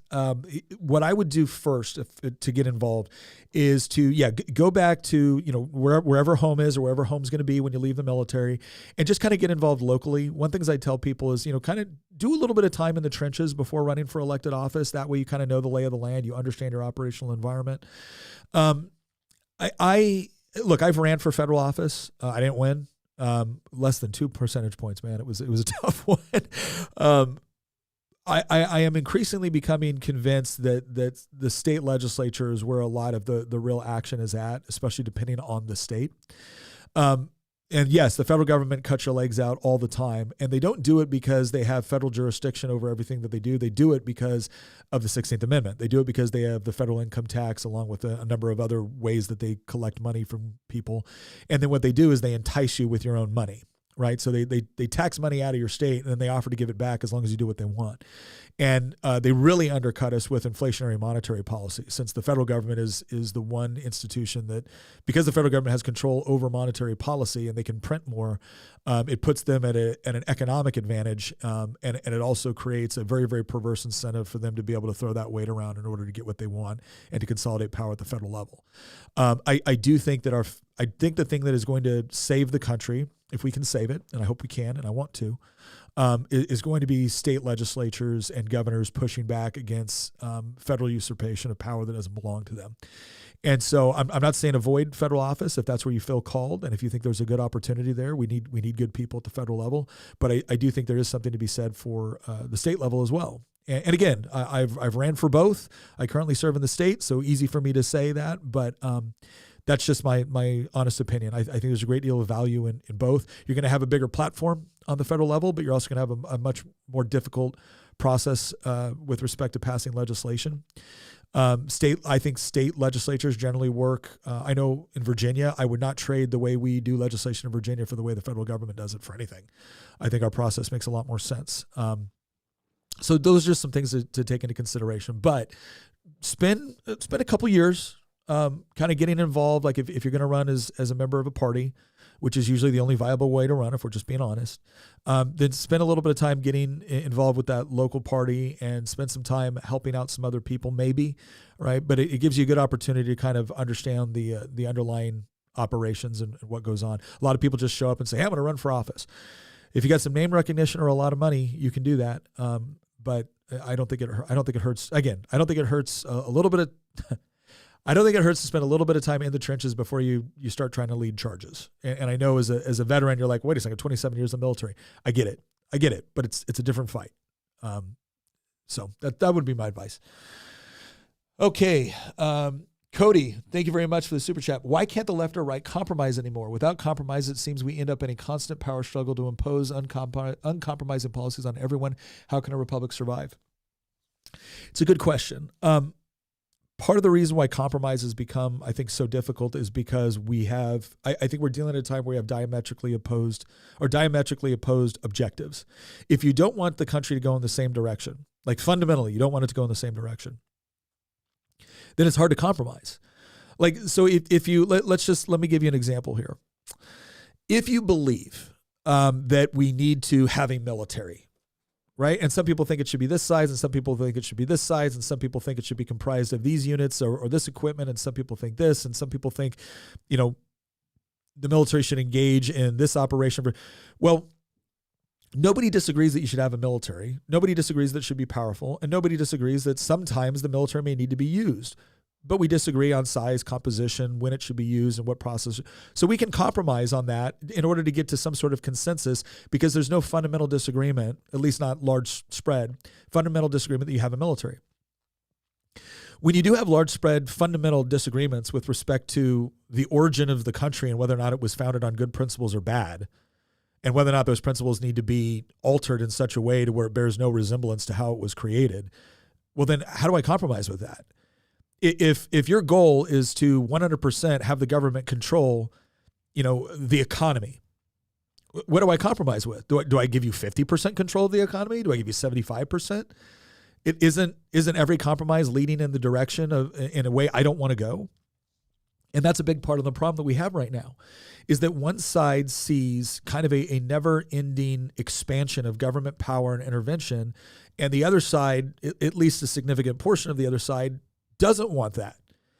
And so when they show up to the table with, well, I want these 5 things, and I compromise and I give them 2.5 of them, they win, I lose. They got 2.5 of what they wanted. I got 0 of what I wanted. So it's really hard to come up with compromises that make sense. Now, theoretically, you could come up with something. Let's say I don't like the personal property tax, and the left comes out and says, "Well, look, you got to have taxes for these things." I say, "Okay, well, I don't want that tax." They're like, "All right, what if we get rid of this tax, but we keep this one over here, or we increase this one a little bit in order to eliminate this one altogether?" Okay, maybe that's a compromise that you can agree on, but I'm going to tell you, as the direction that we want the country to go fundamentally differs. And as the processes that we agree on are appropriate to bring about those changes fundamentally differs, then it's going to be harder to find compromise. And I would say that I don't think it's incumbent upon me to, when I largely want to be left alone, and I largely want the government to just focus on, public safety and protecting me from foreign enemies, right? Most compromises don't work in my favor, because the other side wants the government to decide what car I drive and decide what food I can eat and decide where I can work and for how much, and decide, what my kid's education is going to look like. And so they're constantly finding themselves in a situation where the only compromise they'll accept is ones where heads they win, tails I lose. And that's the real problem here. And I don't get it, because I'm looking at them going, look, educate your child however you want. I'm not telling you how to do it. I just don't want you to tell me how to educate mine. Nope, that's not good enough. It's not good enough they can educate their child however they want. They want to be able to educate my child the way they want. And that's where I think we get into problems. And so as the left, and I don't mean liberals per se, but as the left, which is fully embraced critical theory, fully embraced so many ideologies which I think are rooted in centralized control of the economy, centralized control of healthcare, centralized control of education. There's not a lot of room for me to compromise on that, because I don't want what they want. And I feel like they're the ones imposing their will on me, because they're the ones using government force and violence to achieve it. Whereas I'm saying, look, if you want to do those things, you are welcome to form voluntary associations and do them. Just don't force other people to do them. And that's not good enough for them. And so I don't know what the effect of compromise is for that. It's not live and let live, because I'm fine with that. They're the ones that aren't fine with it. So every compromise favors their objective at the expense of mine. And that's where you come into a situation where the country's going to have to decide what it wants to do, because those are two diametrically opposed worldviews in many, not in all, but in many respects. Okay, let me see here. Isaac reminded me of a funny story from the. Oh, yeah, got that. We're on that one. Okay, great. Let's go to some of these other ones. Cam Drum says, question, my daughters will be going to private school, preschool, kindergarten. Admittedly, I'm a bit concerned I won't be there to protect them. No armed guards, etc. Any advice? Okay, so here's what I'll say. To the extent, and this, I always try to be careful in this, because I understand that people are in different financial situations and everything else. To the extent that you can keep your children home with you during those formative years, that you can homeschool, do it. If you absolutely cannot, like you cannot pay the mortgage if both of you aren't working and so your kids have to go, then there's certain things you're just going to have to accept that you can't control. You no longer have control over those things. You can try to find a safer preschool or a safer kindergarten. You can try to find a safer environment. You can try to find one maybe where there is security or where the propensity of violent activity to happen is lower. But ultimately, you're just not going to have as much control. And I'm not someone that believes that we should have our kids living in a bubble. The way I describe it to people is, look, I'm okay with my kids going through life getting the occasional bruise, but I'm trying to protect them from getting scars. And what I mean by that, it's an analogy for I'm not going to protect my kids so much that they can't go out there and make mistakes, but I am going to try to protect them from making the mistakes that will have a lasting lifetime impact on them. that will cause that kind of emotional scarring that is difficult to get over. And so that's all. I mean, man, I wish I could. I wish I could give you a better answer to this. If you already have the preschool, the kindergarten that they are going to, then what you can do is you can go there. You can request to take a look at what sort of security protocols that they put in place. You can request to take a look at the various security procedures. You can always ask your sheriff. Do they have an SRO, which is a school resource officer, somebody that's present there that might be able to provide assistance. These are all things that you can learn to at least put yourself in a better position to understand the security environment of where your kids are going to be. But if there's any way you can keep them with you during those years, or more with you, or with family even too. Like I spent a lot of time with my grandparents growing up, and it was a very, very positive impact for me. Like that was my daycare because my mom and dad were in situations where they had to work, but family was a very good option. It's one of the reasons why I think you're going to see more people not moving as far away. And I'm a total hypocrite on this because I was raised in Northern California. Most of my family still lives out there, and I live on the other side of the country. And I am sitting here begging to set up a situation where my kids stay close to me. But I do think we're getting to a place where family staying close together is going to become more essential, both for practical, moral, and economic reasons. So it's probably not the answer you're looking for, but it's kind of the best I can do. Joshua, question. You and Sean Ryan are doing great things. What was your experience on his show like? Joshua, excellent question. I'm going to tell you this right now.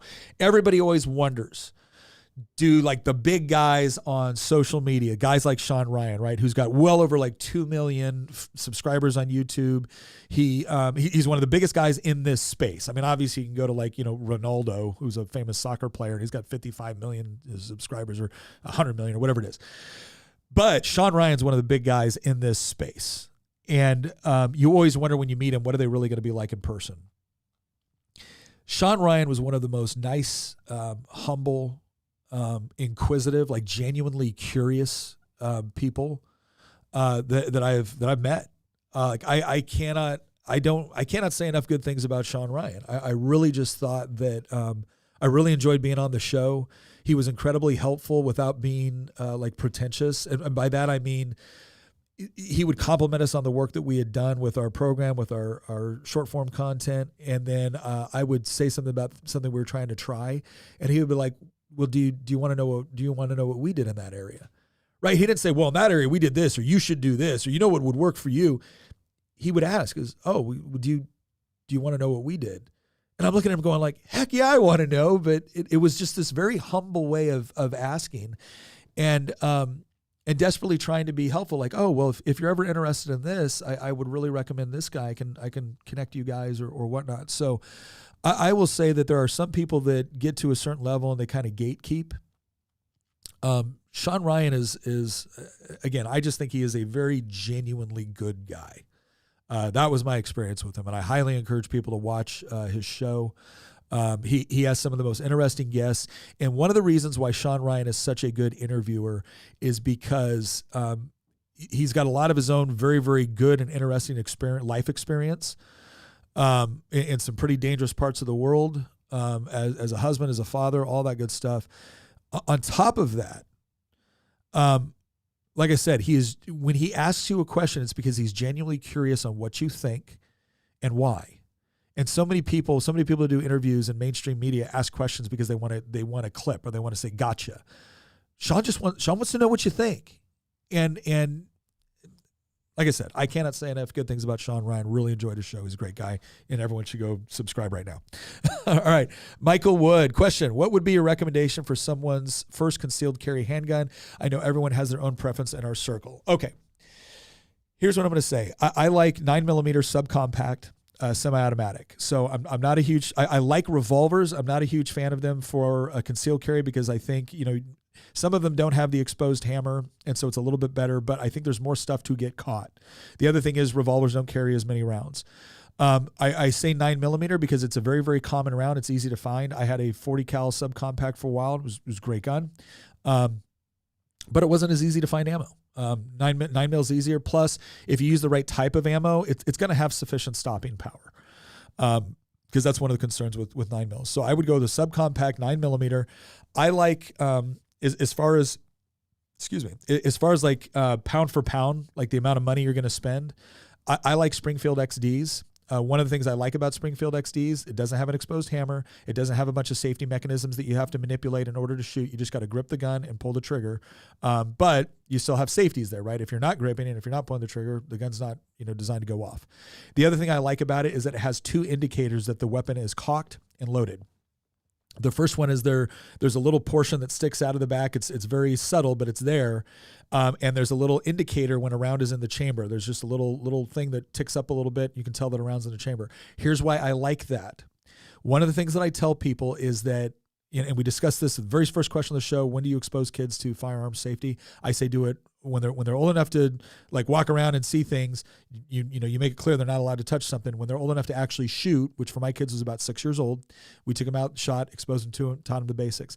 One of the reasons why I like semi-automatics as opposed to revolvers is that if you are concerned and you want an additional safety measure for your kids, because for me, a properly stored firearm in a safety situation is on my dresser next to my bed, right? That if I'm sleeping at night, that's where it is, because I don't want to get up fumbling around a safe. I don't care how many Democrats show up to my subcommittee going, all you have to do is this. Like, okay, guy who's never been in a dangerous situation, right? I like it right there where I can grab it and I can use it right away if I need to in order to protect me or my family. If you are at all worried, you don't got to put a round in the chamber. And so what I tell people is you can leave that gun, right? Now check your state laws, because if you might be a criminal if you do this, but check your state laws. If you leave your firearm on your desk and in the night and you don't have a round in the chamber, right? All you have to do is you hear a bump in the night, you grab the gun, you rack around, all right? And then because of those indicators, you can, even when it's dark, feel across the back of it, feel across the top of it, be like, all right, I'm locked and loaded. I'm confident that I'm locked and loaded. So I like those indicator features that Springfield XD puts in them. I don't have any deals with Springfield XD or anything like that. There's other people that love Glocks. There's other people that love other stuff. I'm not so brand loyal that I'll tell you have to get this or you have to get that. I'm telling you. You hate Glock though. I do make fun of Glocks. I do make fun of Glocks. But I would say, so subcompact 9mm, probably with the extended mag, Springfield XD. That's one of the ones I really like for concealed carry, but there are a lot of other really good options out there. I would just pick something that doesn't have an exposed hammer and that is comfortable. I also like Uncle Mike's holsters. They're like a really cheap, like kind of I think it's like a polypropylene holster you put it in there, but it feels good on the skin. Because here's the other thing about carrying concealed. The reason why you're carrying concealed is presumably because you don't want people to know you're carrying. So you need to have a firearm and a holster for that firearm, what makes it easy to conceal, but also comfortable, so you're not constantly adjusting it. That's my advice on that. Hopefully that's helpful. Let's do Tim's here. Okay, Tim, thank you very much for the super chat. Where did you get the green join or die hoodie you're wearing in a few of your shorts? I want one. Tim Swack, that comes from American Freedom Co., which again, not a company that we have like any special arrangement with or anything like that. Like they're not a sponsor, but I think they make a really, really good product. Very, very nice people. But they have a couple shirts that I really like. One of them is the Join or Die hoodie. Now, do they still do that? Yep, they just put the hoodie back on the website. Okay, good. Yeah, the Join or Die hoodie is one I really like. There's some other ones too that they've had that I really like. I think some of them might have been discontinued. But like I said, great family-owned place, American Freedom Company. Like I said, I don't, we don't have any branding deal or anything like that with them, so I don't want you to think I'm doing this. We always try to be upfront about what we recommend. But I think they make a really good product, and they're super nice people, and I really like them. Paul Cherry. Hi, Nick. Merry Christmas. I was wondering, what do you think about the role of the civil services role within the political landscape? Paul, Merry Christmas as well. If you're talking about civil services, I'm going to assume that what you're talking about is civil service law, which essentially was put into a place in part to avoid like the spoils system. So it used to be when a president got elected, they could essentially replace the entire government, right? And so they had civil service laws that were put in place, which essentially protected people for being fired or losing their job because of, political changes that took place based off of elections or the things like that. I think that's what you're talking about. So I hope you're answering your question. I understand the inclination to say that certain government jobs should not just be used as tokens among politicians to hand out jobs once they get elected. I also understand some of the value in allowing for someone to become a subject matter expert within a particular field within the government and within a civil service job. The other part of that problem, and I think we just need to acknowledge it, is that you can have an entrenched bureaucracy which essentially has the capability of thwarting the policies or objectives of a duly elected, governor, president, whatever it is. And so I think while we can certainly make an argument that there are maybe certain positions or maybe there's certain circumstances where, we don't want just the whole government replaced every 4 years with a new president or whatever it is. By the same token, I think we also need to understand that if you're calling them the chief executive, it's pretty hard to successfully run an organization that can ignore what you're doing because you can't fire them. And President Trump actually offered up some reforms to this policy that would expand the number of positions that actually could be fired that I thought was a good idea.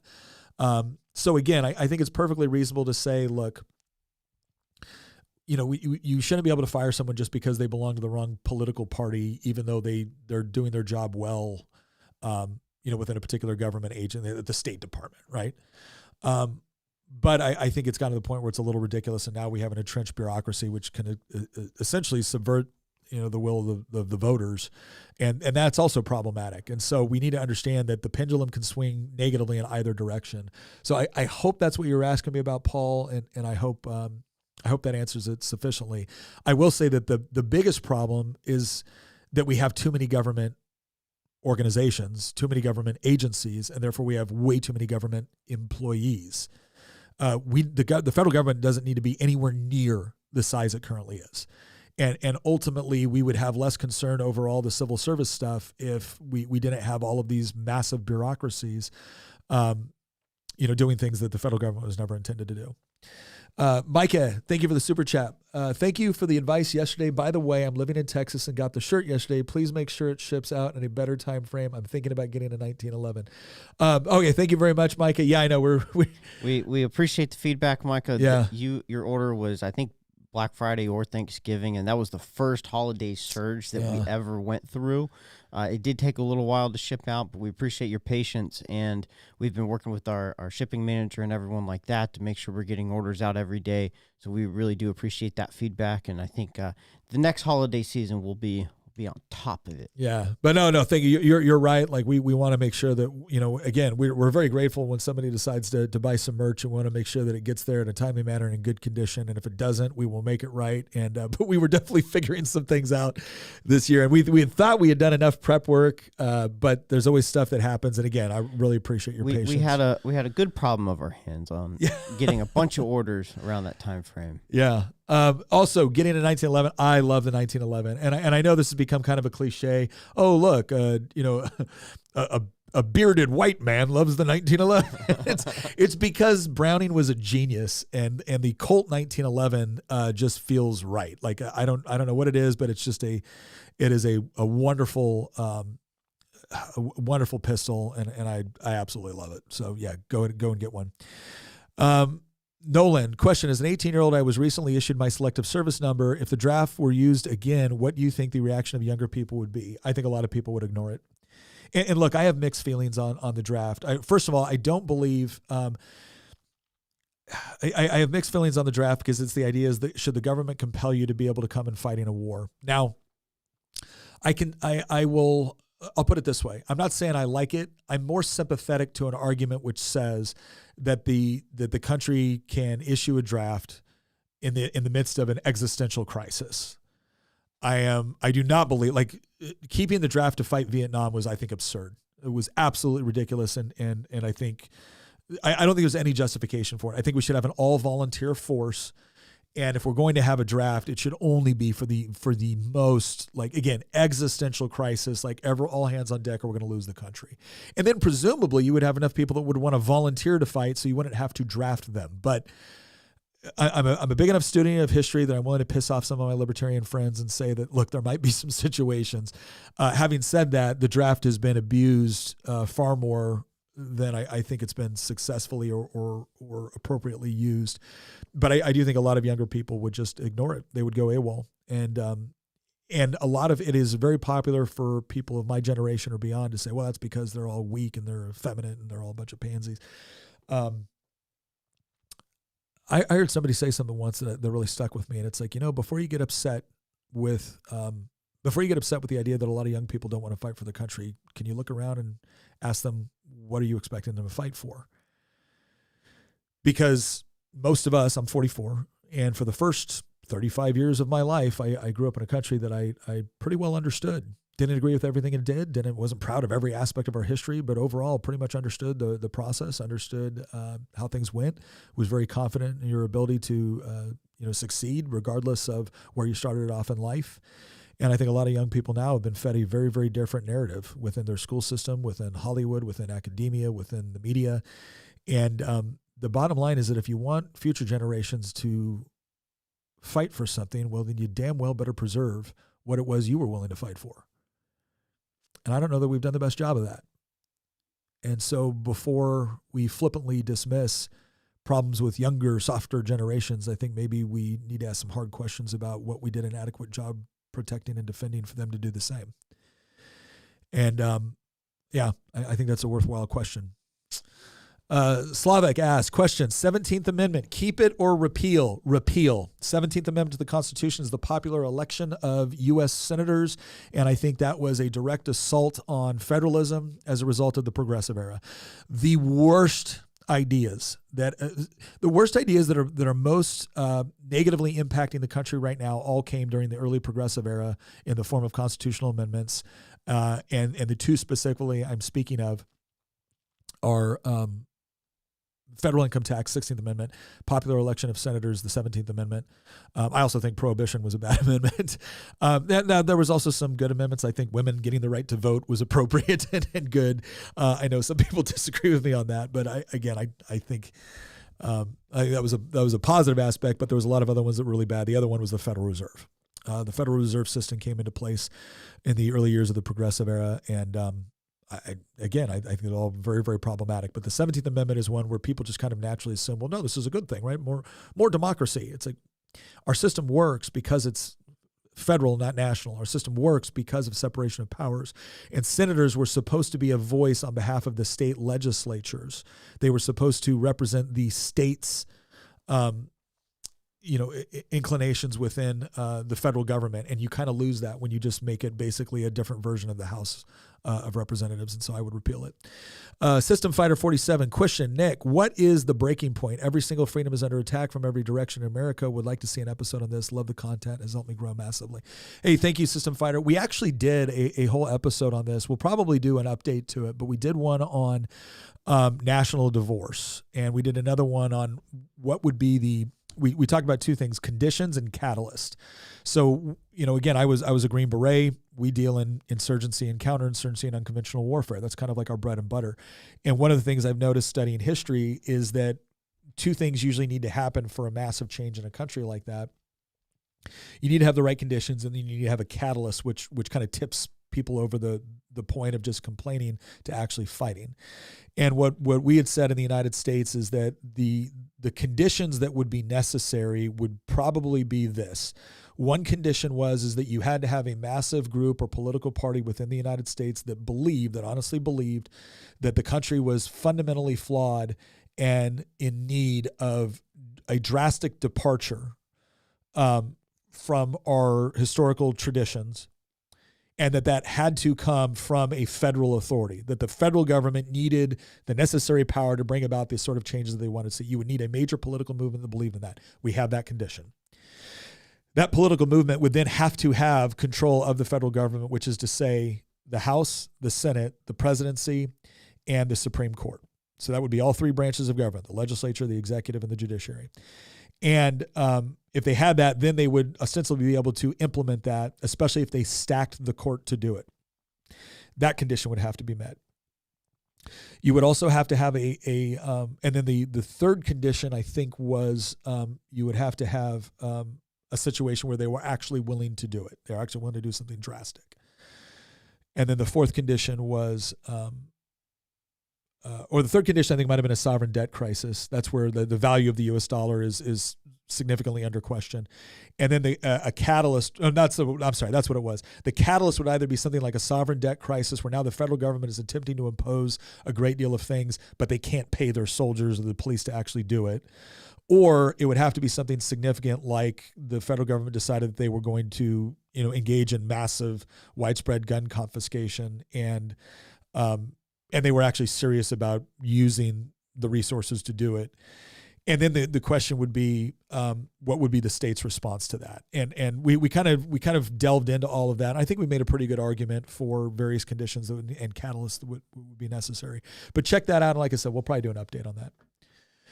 Okay, super chat. Picnic Games, thank you very much. It is weird to feel ashamed that I didn't serve. My best friend and I were going to join the Marines. He signed up with the Army a week before we were going to enlist, and I just went back to work. This was 5 years ago. He's asking, is it weird to feel ashamed? Is it weird?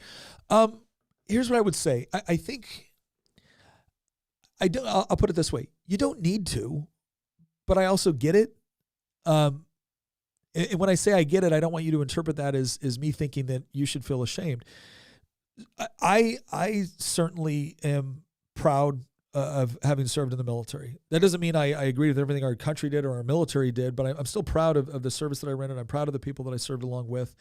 I think it was a very worthwhile endeavor, both practically and morally. But there's a lot of ways to do things which can yield an honorable result.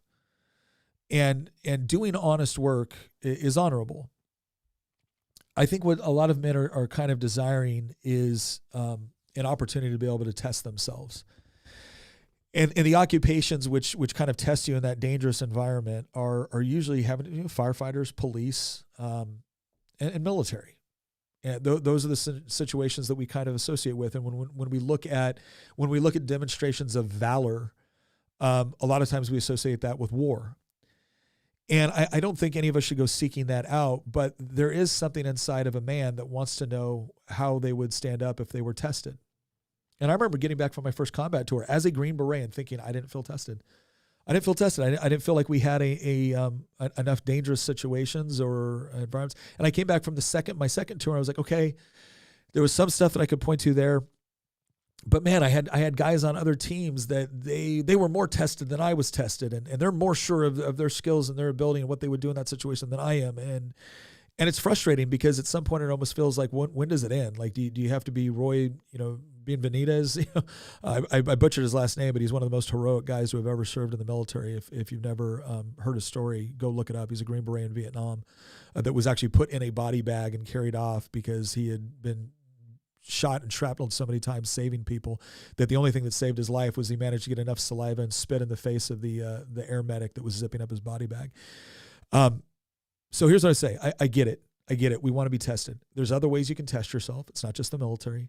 There's other things that you can do that are not only honorable but valiant. One of the things I've looked at right now, and I've had people ask me, they're like, how do you feel about your kid going off into the military with the current state of things? And I'm like, I'm gonna be honest, it's not as clear cut as it would have been for me 10 years ago. But then I also look at some of the work that people like Victor Marx are doing and that Dave Eubank is doing, where they're going into dangerous situations and they are saving innocent people. They're saving children. Victor Marx is saving children from abuse. He's saving children from sex trafficking.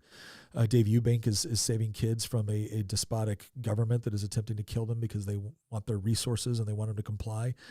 Now, both of those guys are former military, but you don't have to be to necessarily do that work.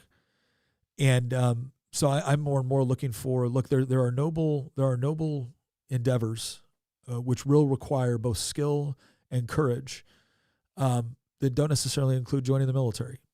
And if that's a part of your life that you are looking to test and develop, which I think is a good thing for men to do, there are other opportunities out there, and look into those. Maybe something's appropriate. Maybe it's not. Maybe your time of testing will come in a way that you never anticipated. Someone trying to, hurt you or hurt a family member or whatnot, where you got to step up and do something about it. And the only thing I would say is prepare to do it. Pray that it never happens, right? I don't pray for war. I don't pray for violence or conflict. But prepare for it. And when it happens, be ready to do it. And then you can be certain that you fulfilled your obligation as a man. Okay. Harrison Morgan, thank you very much for the super chat. Merry Christmas, guys. What are your favorite Christmas movies and is Die Hard a Christmas movie? I so wish Tina was here right now. Oh, man, I so wish Tina was here right now. Okay, this is the part where traditionalists are going to get mad at me, but I'm sorry, it is what it is. So, first of all, my number one favorite Christmas movie is The Nativity Story. I think it was one of the best. I really think it gave you an insight into, kind of, and again, people are going to look, well, this wasn't accurate and this wasn't accurate. Okay, great. I get it. I'm sorry. It's a little bit of artistic license. It's not as if Scripture gives us a day-to-day, detail on everything that happened. But I thought they did a good rendition of it. Like a funny one that we tend to watch when we're like sitting around decorating the Christmas tree is Elf. And I know it's cliche, but Elf's just kind of funny. I mean, Will Ferrell did a great job on that. So did James Caan. But that was a funny one. We like watching some of the old Christmas cartoons, like the little claymation ones and stuff like that. So Rudolph and Frosty the Snowman and some of those. Charlie Brown Christmas is another one. So we like some of those classic cartoons. Every once in a while, like Miracle on 34th Street is one that we also like. I'm not as big a fan of It's a Wonderful Life. And I like Jimmy Stewart, don't get me wrong. And gosh, the actress in that too, she was really good as well. It's not that I don't like the movie. It's just not one of my favorites. Is Die Hard a Christmas movie? I would think only a communist would have to ask, because of course it's a Christmas movie. What is it about? First of all, it takes place during Christmas. Is that sufficient criteria? No, but it helps. But it's all about someone sacrificing themselves for the safety and salvation of others.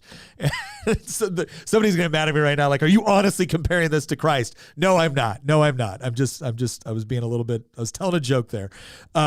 We don't watch Die Hard at Christmas, right? But I love to argue with people that Die Hard is in fact technically a Christmas movie based off of the various criteria that I use to describe it. But no, I'm not comparing McClane to Jesus. All right. So nobody get mad at me. I'm not doing that. It's a joke. It's a joke. But I do think, yeah, but I mean, how can you not like Die Hard? Come on, people. All right. We got a couple more here. Actually, we got like 20 more here. We've done about 43 so far. 43. All right. We're just over 2 hours. Oh my gosh. Okay. Here's what I'm going to do next. Because speaking of Christmas stuff, I got to get home. We are painting ornaments. That has become a tradition, is that we'll sit down and we'll paint ornaments. That actually kind of started, not just because Tina likes to do crafts and my mother-in-law, Joy, likes to do them as well. But there was one year where, the Paradise Fire, we had family that lived in Paradise and they kind of lost everything. And, one year we got together and we made a bunch of ornaments because we wanted them to have ornaments from grandkids and stuff like that they could put on their tree. And now it's become kind of a fun tradition that we do. That's awesome. All right, let me run through. I got that tonight, and I still gotta hit the gym. Otherwise, everybody doing the 90-day challenges that we do on our community chat is going to give me crap if I'm not keeping up with my gym schedule. Yep. Andrea is going to give me crap if I'm not. Yeah. And I'm driving down North Carolina today too. Yeah. Intensive Care Bear does not like it when we're not staying on track with what we said we were going to do on our 90-day challenges. And so, in fact, we owe updates on that because we went through another 90-day. I'm sorry, Andrea. I'm truly sorry. Okay. All right. Let me get through the rest of these as fast as I can, but I want to get through it. All right. We got Nikki Crawford. All right. Question regarding homeschool. How do you teach subjects that are beyond your understanding? I'm homeschooling 3 gifted children and want to keep them challenged. Excellent question. I would say right now there's online resources that can help with this, but not every kid learns well that way. Some kids do, though. Like, I actually learned very well going online, watching videos, rewatching them. I can watch them at my own pace. I can back it up. I really like doing that. And I don't just do that for like weighty, intellectual topics. I also do that for very practical things as well. So that's one resource that is available. There are more free resources out there than there's ever been before. If your children needs interaction and they need somebody to tutor or maybe mentor in a particular field, you can seek those out. Like, one of the best things are homeschool co-ops. So we got to certain levels of math to where Tina and I, neither of us felt suited to help with the levels of math that they were at. So we got tutors and we made use of a local homeschool co-op. So a lot of times there are local or regional homeschool organizations that will help get you in touch with people that can help with certain levels of education you might not be able to. The other thing I would do is I would recommend homeschool fairs. We went to one, and my son and I thought it was really cool that there was a blacksmith there. And so we've got a local blacksmith here in kind of the Culpeper, Orange, Madison area of Virginia, Platinum Star Forge. And he does great work, and he does classes. And Luke and I showed up to one, and I was thinking, okay, class 1 is going to be a PowerPoint presentation on how to, no, dude, class 1 was, here's how to be safe. Here's your glasses. Let's go hit hot steel. I was like, this is so cool. But again, that's not something I was going to be able to teach at home. But we found people at that homeschool fair that were able to teach more advanced courses. So I would just say there's a lot of online resources. There might be more local resources than you know about. And then there's also groups setting up. I would really encourage you to check out Matt Boudreau, Tim Kennedy, and Apogee. So Apogee, they are setting up schools all over the country, and it is not your traditional school. It is more of like a partnership with the parent and with coaches that are able to go through, and they're doing some great work. I mean, just really exciting to see. We've got a whole interview with Matt Boudreau that we're going to be putting out here next month. That is just incredible. Like, I'm so excited about what he's doing. But there are great opportunities out there. I would just look for that. And then if there's anything I can help out more on, please let me know. But that's what we did. We found local subject matter experts that could help. We found people online that could help. And that's how we got them keyed in. Jose Melendez. Hey, Nick, how do you find the perfect balance of home life and military life? When you discover that, you let me know. I don't know what the perfect balance is. Here's what I would say. When home life and military life. In military life, you are going to be gone a lot, especially if you are in a military occupational skill that either requires a lot of training or deployments, is in maybe incredibly high demand with not enough supply of the particular MOS. When you get home, you need to make the moments that you are at home count. And when you are gone, you need to stay in touch through mail, through online, through little videos. You need to set up rituals and things like that you do with your family so that when you are gone, they know that it's not a total disconnect whenever possible. Obviously, it becomes a little bit more difficult in certain situations, but set up something that can be reasonably dependent upon, right? Might not always be at the same time or same day. Believe me, I get it. But set up things that you do when you are gone, so that you are keeping each other in each other's thoughts and that you are communicating as best you can. Tina and I had a thing. This is going to sound weird. When I was gone, we would go out on the front steps at night, and we'd go up and we'd look at Orion, right? Because it's easy, one of the easiest to find star constellations out there. We'd look at Orion, or we'd look at the North Star, whatever it was. And when I was gone, I could go out and I could look at that, and I can imagine that Tina was looking at it too. Now, massive time differences, right? Like I'm not an idiot. I understand how the Earth rotates, but it didn't matter. It was something that now, to this day, when I look at Orion, I think about that. And she could do the same thing, right? So there's little rituals like that you do when you're gone, and then when you're home, you are intentional about being home. It's not the time to go out with your buddies and all that stuff. Like, Don't go out golfing on the weekends if you just spent 6 months on a combat tour. Don't go out, with your buddies and doing stuff. You just spent, 4 weeks away on a training cycle. When you get home, that time really needs to belong to your family, and you need to, and not just sit around and watch football while they're in the same room, right? Find stuff that you can do together. Now, this doesn't mean you don't get your own decompression time, or you might do some with the buddies, but if you're gonna have a barbecue, have them over, have all the kids play and stuff like that, and interact. But build the sort of memories through interactions which stick with kids. And I think that helps maximize your home time, so that when you're gone, they understand why you're gone and why it's a necessity. A big part about this too, I'm going to tell right now, military spouses, primarily wives, but not all military spouses are wives. What you say to your kids about your spouse when they're deployed and when they're gone has a huge impact on how they view why they're gone. One of the reasons why I have such a great relationship with my kids during those early formative years is because when I was gone, my wife Tina did not complain about me being gone to our kids. She lifted me up to our kids. She made me a hero to them. Daddy's doing something important. It's because he loves you, because he protects you, that he's out there and he's protecting us. And our job, that was the other important thing. She didn't make them passive observers in the process. She made them a part of the mission. Our job is to keep the home front fires burning. Our job is to do the things that we need to do so Daddy can do what he's doing. We have a mission too.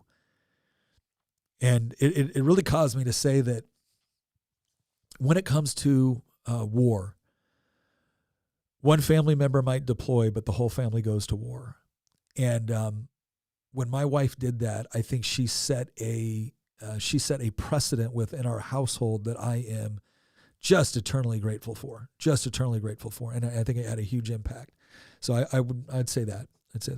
Britt, question: if you were beginning your family today, what would you do to ensure that your children grew up with values, morals, and faith? Couple of things. One of the things I wish we would have done more is I wish we would have had more scheduled time for us to all come together and eat as a family and talk about things. We do things like Bible trivia with our kids. We will do things where we will talk about issues with our kids. We'll put them in scenarios and we'll ask them questions. And we'll ask them questions that have moral dilemmas and moral problems and what would you do and why. And then we would talk about stories and share things. A lot of that comes from scripture, but there's also other valuable things to use. I always talk about Jane Austen. When my wife and I when I was in the military, my wife and I came up with a plan where when I was going to be gone for a while, we would pick a book, and we took turns picking them that both of us had to read at the same time. And the only rule was that it had to be a classic. And I remember she picked Jane Austen's Pride and Prejudice. I was like, oh my gosh. I fell in love with that book, man. I'm serious. Like Pride and Prejudice and Sense and Sensibility are my two favorites, but Mansfield Park, Northanger Abbey, my gosh, Emma, all of them are really good. But Pride and Prejudice is probably my favorite, Sense and Sensibility next. Why do I say that? Because there's a lot of really good dialogue in there. There's a lot of really good conversation. There's certain moral dilemmas. There's certain cultural norms that they're working through and they're having to understand, and the characters are having to grow. And I loved it for my girls because my girls would watch like the BBC adaptation of Pride and Prejudice. And then when we watched something else and a girl would kiss a boy, Lily, I remember at like 12, was just horrified. She's like, oh my gosh, mommy, she kissed a boy. Well, yeah, they're not engaged. She's going to lose her character. I'm like, I love this.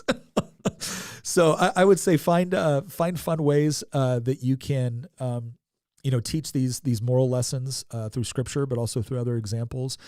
Spend time together, and then they've got to see you doing it too. They've got to see you upholding it in your own life. And sometimes that might mean you having to admit to them that you were wrong and apologizing to them and telling them they were right. You still insist that they do it respectfully. But I have a story I tell a lot about my daughter having to confront me and saying, Daddy, I don't think you handled that situation well with her younger brother and sister. And she was right. And I had to not only admit it, I had to say, you're right. I was wrong. I will correct this. And I admire you for having the moral courage to come up to an authority figure and tell them they were wrong. And so I think that's a big part of it. That's a big part of it. But that's what I would do. I would do more intentional time, more intentional conversations, probably around the dinner table. But I wouldn't limit it to that. I would also I would utilize it in the shows that you watch together. Don't interrupt every show to teach a moral lesson that's irritating. But afterwards, or just situations that you see on the news or whatnot, or just come home and ask, what do you think about this? And that's a big part of it. Ask them, what do you think about this? Because what it teaches them is that you expect them to think and you expect them to work it out. You don't expect them to just listen to what you tell them is the right thing to do. You want them to understand why. And a big part of that process is having those conversations. And it creates interesting conversations and they get used to it. And now when they encounter a moral dilemma, they're more likely to come to you and say, hey, Mom, hey, Dad, what should I have done in this? Or what would you do in this? Or I saw Katie do this, or I saw Sally do that, or I saw Doug do this. I'm just throwing out random names. These aren't like real people. And that's a great tradition to start. So that's what I do. I have instituted a 60-second timer. We have about 15 left to get there. Alrighty, 15 seconds. All right, Kevin, Nick, why did you give up law enforcement? I was going to get out of the military in 2001 because there was no war, and the peacetime army was boring. Sorry, it just kind of was. Or I just kind of felt like, what's the point? So I was going to get out. I was going to go to LAPD because my dad was LAPD, and Tina said, well, why don't we really haven't planned. We haven't saved up money. Why don't we re-enlist one more time like we were planning to, and let's pick a fun place that we want to go. And, we can mentally prepare that that's our next step. So we chose Hawaii, got deployed over there. 3 months later, September 11th happened. And I looked at Tina and I said, well, I know what I'm doing for the next 10 years. And then I volunteered for Special Forces. So that's why I didn't end up in law enforcement. Grant, question. As a young man, how do you create a legacy or find a noble purpose in a culture which doesn't even consider their footprint in society? I would also love your take on generational wealth. The way this sounds simple, And it's simple in concept, a little bit more difficult in execution. The way you set up a noble legacy for your family is rooted in the concept of understanding objective truth, objective morality, and then choosing to be honorable. Choosing to be honorable in your exchanges and the way you do business and the way that you treat your wife and the way that you raise your kids. By doing that, that is the legacy that you are creating. When I say legacy, I'm not talking about wealth necessarily. I'm not talking about status necessarily. I'm talking about a deep and abiding commitment to honor. And if I had to define what honor is for me, it's this idea of nobly living up to the best principles of love, justice, and honesty. Right? So, and in my faith, that's very simple. I love the Lord my God with all my heart, with all my soul, with all my strength, with all my spirit, all my strength. And then you love your neighbors as yourself, right? Christ even said those are the two greatest. The first was the greatest command to love the God love the God with all your spirit, mind, and strength. And then second is like it, right? To love others as yourself. But that honor, that nobility, that is what you were seeking. Right, you want to be able to exude genuine love, which is rooted in both trust and justice, right? Just outcomes. And you may get wealth doing that. You may not get wealth doing that. But if you were living up to that and you were protecting and you were providing, you are creating a legacy which will build on, which will live past you. How do I feel about generational wealth? I'm a big fan. I don't have any. No, look, I think it depends. Generally, when we talk about generational wealth, what we're talking about is material wealth. I don't think there's anything wrong inherently with material wealth, provided it doesn't corrupt you in a negative direction. Now, I will say this: poverty can also corrupt. People don't seem to respect this.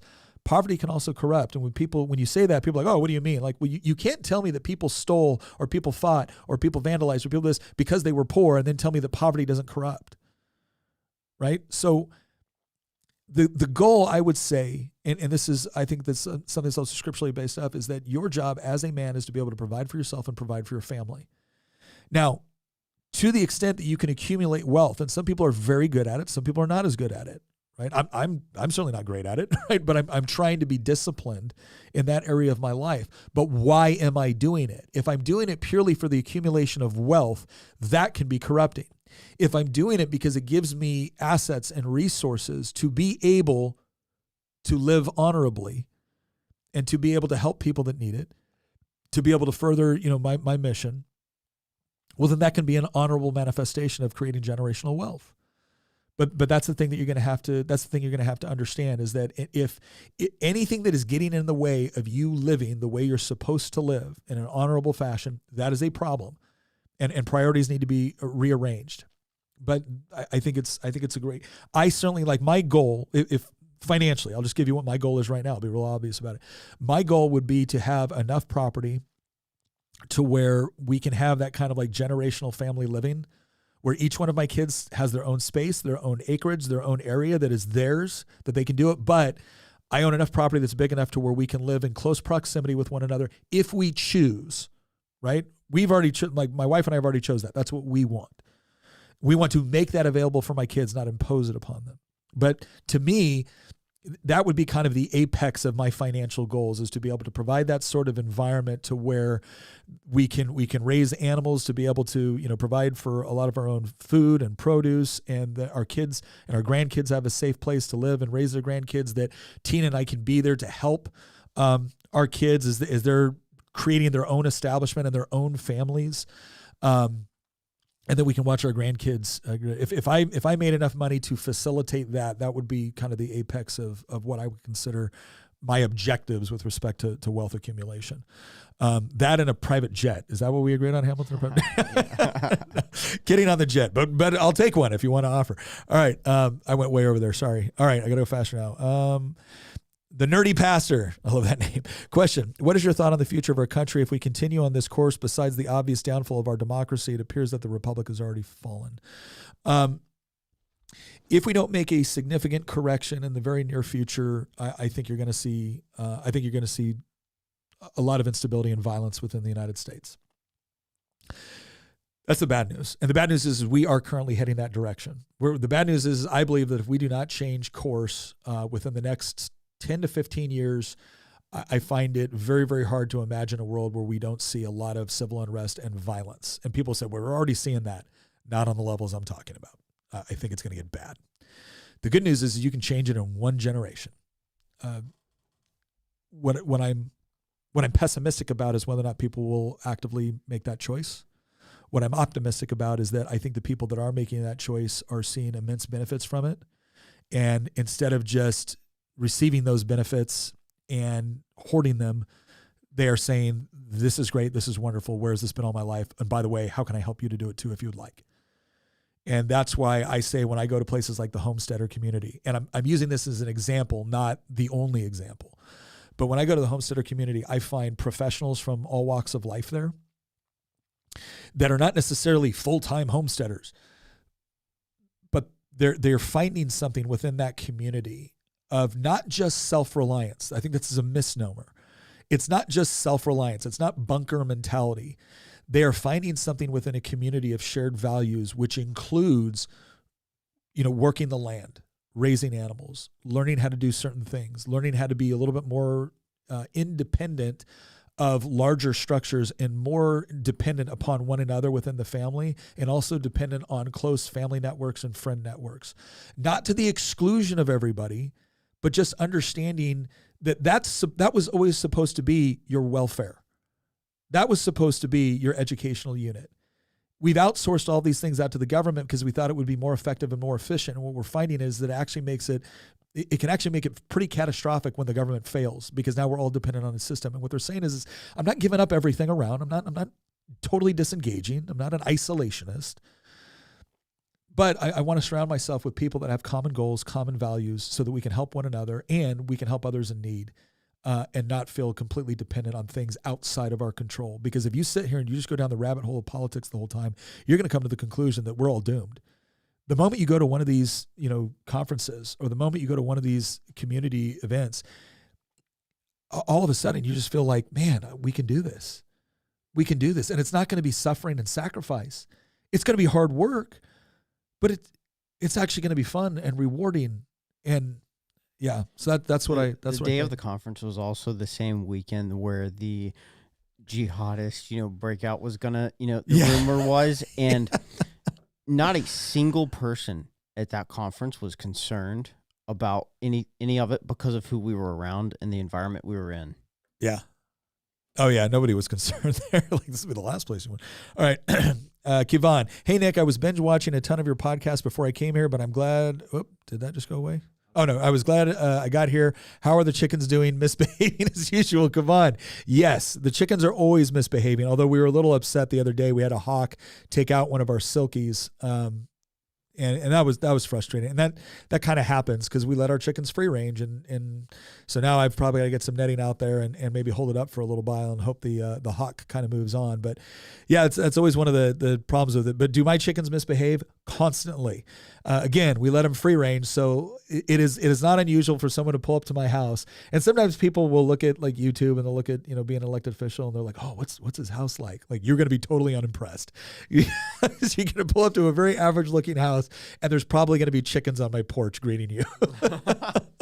All right. So, Stephen, question. Do you think balkanization is a solution to political moral issues in the United States? That is a super interesting question. So for those of you who don't know what balkanization is kind of a reference to, is that you had a lot of different ethnic and religious groups within the Balkans area, which is, to give you kind of a rough geographical area, think like, in modern day, like Kosovo, Serbia, Montenegro, Macedonia, like all that area in there, right? And essentially, it was broken down into separate, smaller countries because even though a lot of these people had lived in close proximity for years and lived under the same jurisdiction, whether it was the Ottomans or the Turks or the Austro-Hungarians or whatever it was, they didn't get along very well. And so the idea is that we have to just separate people out and give them their own jurisdiction. And I would argue that the states were kind of meant to provide that. Right, not as like maybe not as heavy a form as balkanization as what you saw in the Balkans, but it was supposed to be that the federal government's powers were limited and enumerated.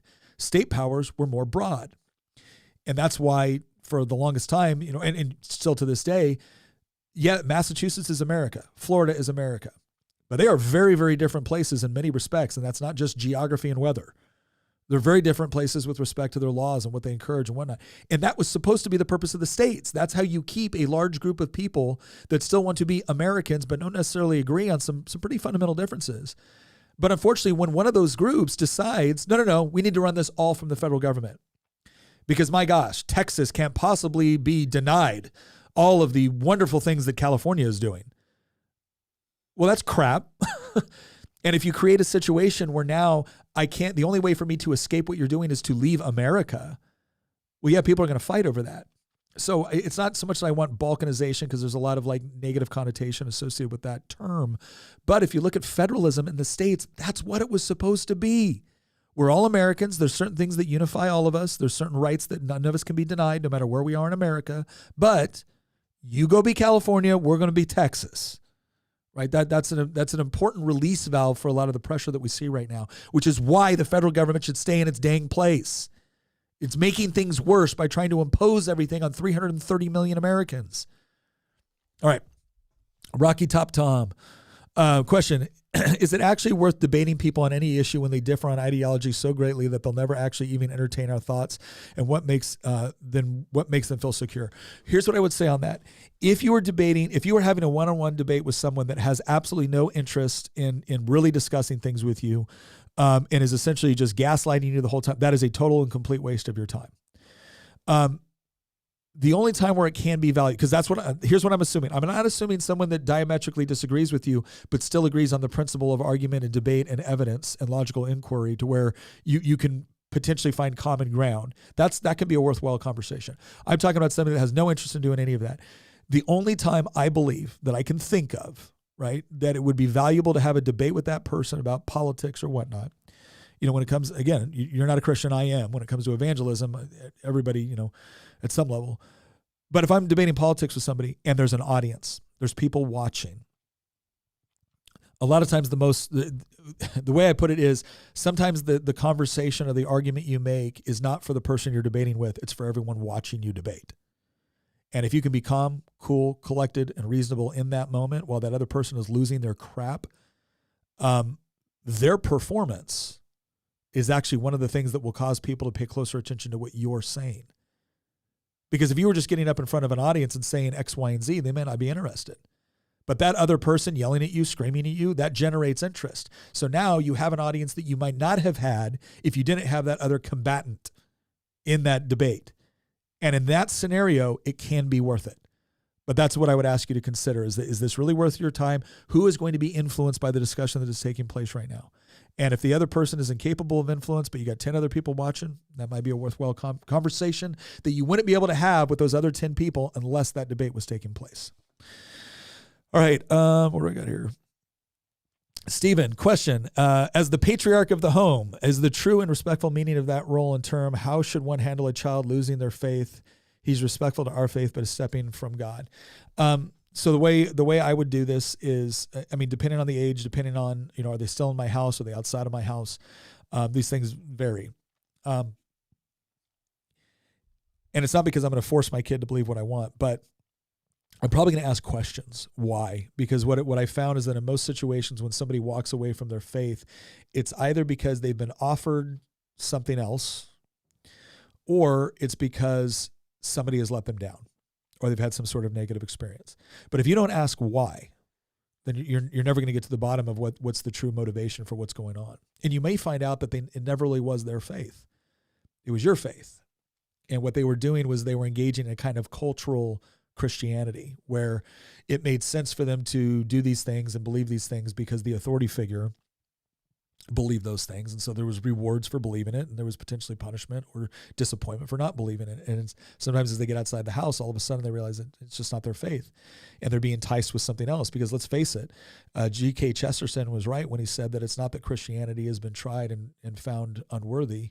It's that Christianity has been found hard and left untried.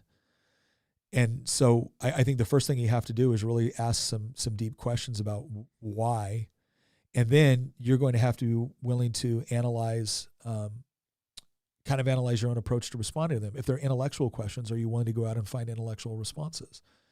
If they're emotional questions, are you willing to listen and try to understand the pain and the hurt and then properly define and associate from whence it comes, and to be able to properly and effectively explain why, Frank Turek has this statement that I really like. He goes, a lot of people that left the church because of the church. And he says, when somebody plays Beethoven wrong, do you blame Beethoven? No, of course you don't. He goes, well, when a Christian does a bad job of representing Christianity or Christ, do you blame Christ? If the answer is yes, well then there's a misallocation of blame. But it's appropriate to understand that when somebody actually has gone through something or they've been justly offended, if you don't first recognize that the offense took place, then they're going to think you don't understand what they're saying, or that you don't respect what happened to them, or you're denying that it actually happened, and you're never going to be able to say, no, I acknowledge this happened. That was wrong. It shouldn't have happened. And the person that is responsible for that should have to make recompense, should potentially have to be punished, whatever it is. But it's not Christ, right? But again, if you're not willing to have the deeper conversation and actually get to the bottom of something, it's going to be hard to understand what the motivation is and to effectively address it. So that's how I would attempt to do it in a respectful manner. Payday Shanalabus. Sorry, man.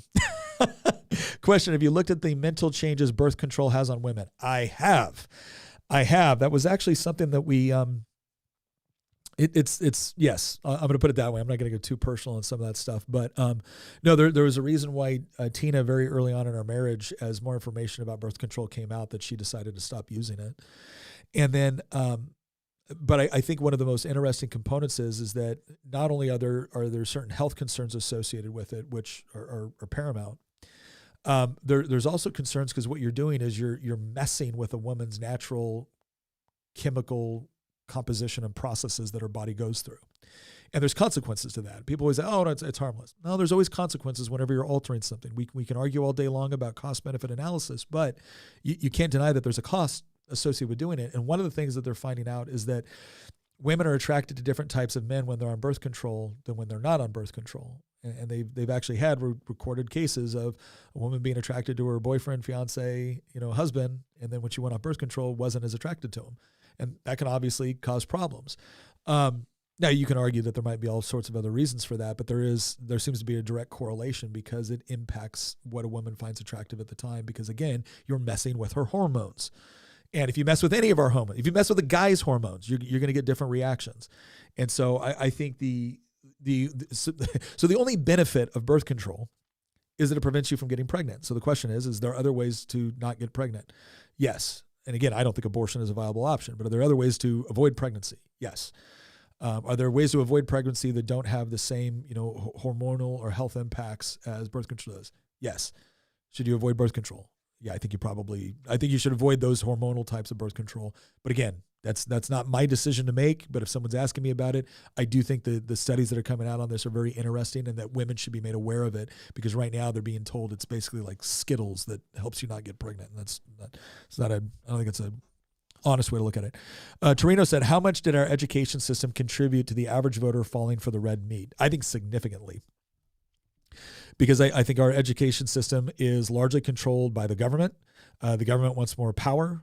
So the government teaches kids that the government is good and government power is good. And the only reason why government power is not good is when the wrong people have government power. But trust them, when they have it, it's great. And so you create an environment where whatever politician does the best job of promising you something gets something. I think that's a fundamental problem. And then I think the other big issue that's taken place within education, this goes more to like the conservative or what you might call right-wing meat, is when you have destroyed the elements that are necessary for honest debate, right? Belief in critical thinking, scientific method, rational inference, things like that. When you've said that these things are all part of a corrupt patriarchal system that was designed to, oppress marginalized peoples and their lived experience, what you've done is you've now taken honest debate off the table. So it used to be I could talk to a liberal and we could have a disagreement about data, but we agreed that data was important. We could have a disagreement about logic or about the conclusion of something, but we both agreed that you needed to form logical conclusions. Well, now I talk to a leftist, and the moment I insist on logic or data or facts, they might come back and say, well, that's just because you've internalized the racism or because you benefit from the racist system that was designed to prop you up at the expense of this other person's lived experience or life narrative or whatever else it is. Well, if you don't provide a mechanism for us to engage in honest debate, well, then what am I left with? I'm left with win or be dominated. Well, if that's the environment I'm operating in, I don't want the politician that tells me how good they are at debating with people that don't want to debate. I want the politician that's going to tell me how they're going to jack that dude up. And so that can create a pretty volatile environment. But I think it's comical when people get mad at conservatives. Why aren't you guys willing to compromise? Because every compromise favors you and hurts me. Why aren't you able to have a debate? Because the moment I win the debate or the moment I win the argument, you tell me I'm a racist. Oh, of course you believe that. You're a white guy. Right? Well, if every compromise benefits you and every argument is heads you win, tails I lose, that doesn't leave me with a whole lot of options. And I'm going to get real tired real quick of politicians that don't seem to understand that's the dynamic. So I still think we have, obviously I have a podcast called Making the Argument. I still think understanding what you believe, why, and coming to logical conclusions is critical. Even if you find yourself in a situation where the other side doesn't want to participate. Because even if they do push it to the brink where now I've got to actually defend myself, I want to be able to logically do that. I want to be able to logically prepare for that. But I also want to be able to do whatever I can to prevent that from happening. But it frustrates me, but I understand why people get to the point where it's like, screw this. If this is going to be a street fight, then let's just be a street fight. Tay, question. Do you set certain roles in the house for husband, wife, or is it shared? What are some of the things you do in a normal week around the house? God bless you both. Thank you, Tay. We do. So Tina and I actually had this conversation when we were dating. 18, 19 years old, we were sitting there talking about what are our expectations for the husband? What are the expectations for the wife? What are our expectations when we have kids? What are our expectations for pets? What are our expectations for bedtimes? We talked about all of that. And we've changed so much from what we talked about originally. But setting down that initial, agreement that this is what we do, that we understand that there's different roles, that we understand that we do different things, and that those things should be complementary. That was so critical early on in our marriage and everything. I would say that typically speaking, we had agreed on inside chores would be primarily Tina's responsibility.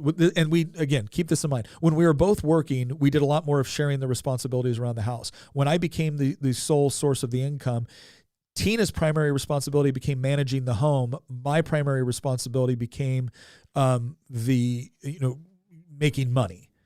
Now, does that mean I don't have responsibilities in the home? No, of course I do. But they're not my primary responsibilities. They tend to be more secondary. Does Tina ever make money outside the home? Yes. But it's not, I would never come home and be like, how much money did you make today? Well, why not? Because that's not her primary responsibility. It's my primary responsibility. However, when we go to one time she got a contract consulting for somebody, another time she sold a bunch of habanero jelly at a homesteaders convention or honey or whatnot. That's awesome. And when she does that, I'm like, oh, that's so cool. But I don't have an expectation that she has to be doing that, just like she doesn't have an expectation that I'm going to clean the dishes. Now, do I clean the dishes? Of course, because I want to be helpful. Just like she does things that fall outside of her purview because she wants to be helpful.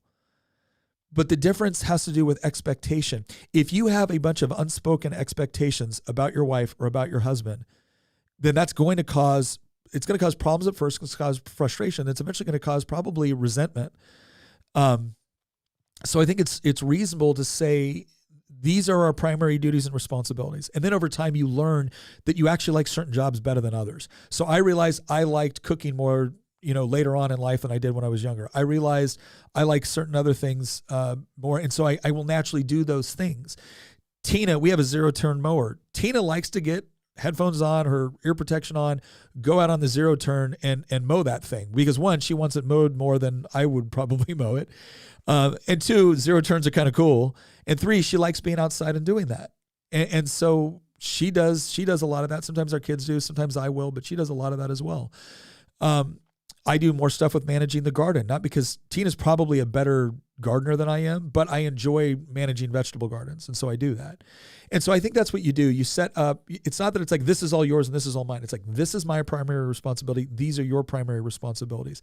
There's going to be some overlap. There's going to be some cross training, right?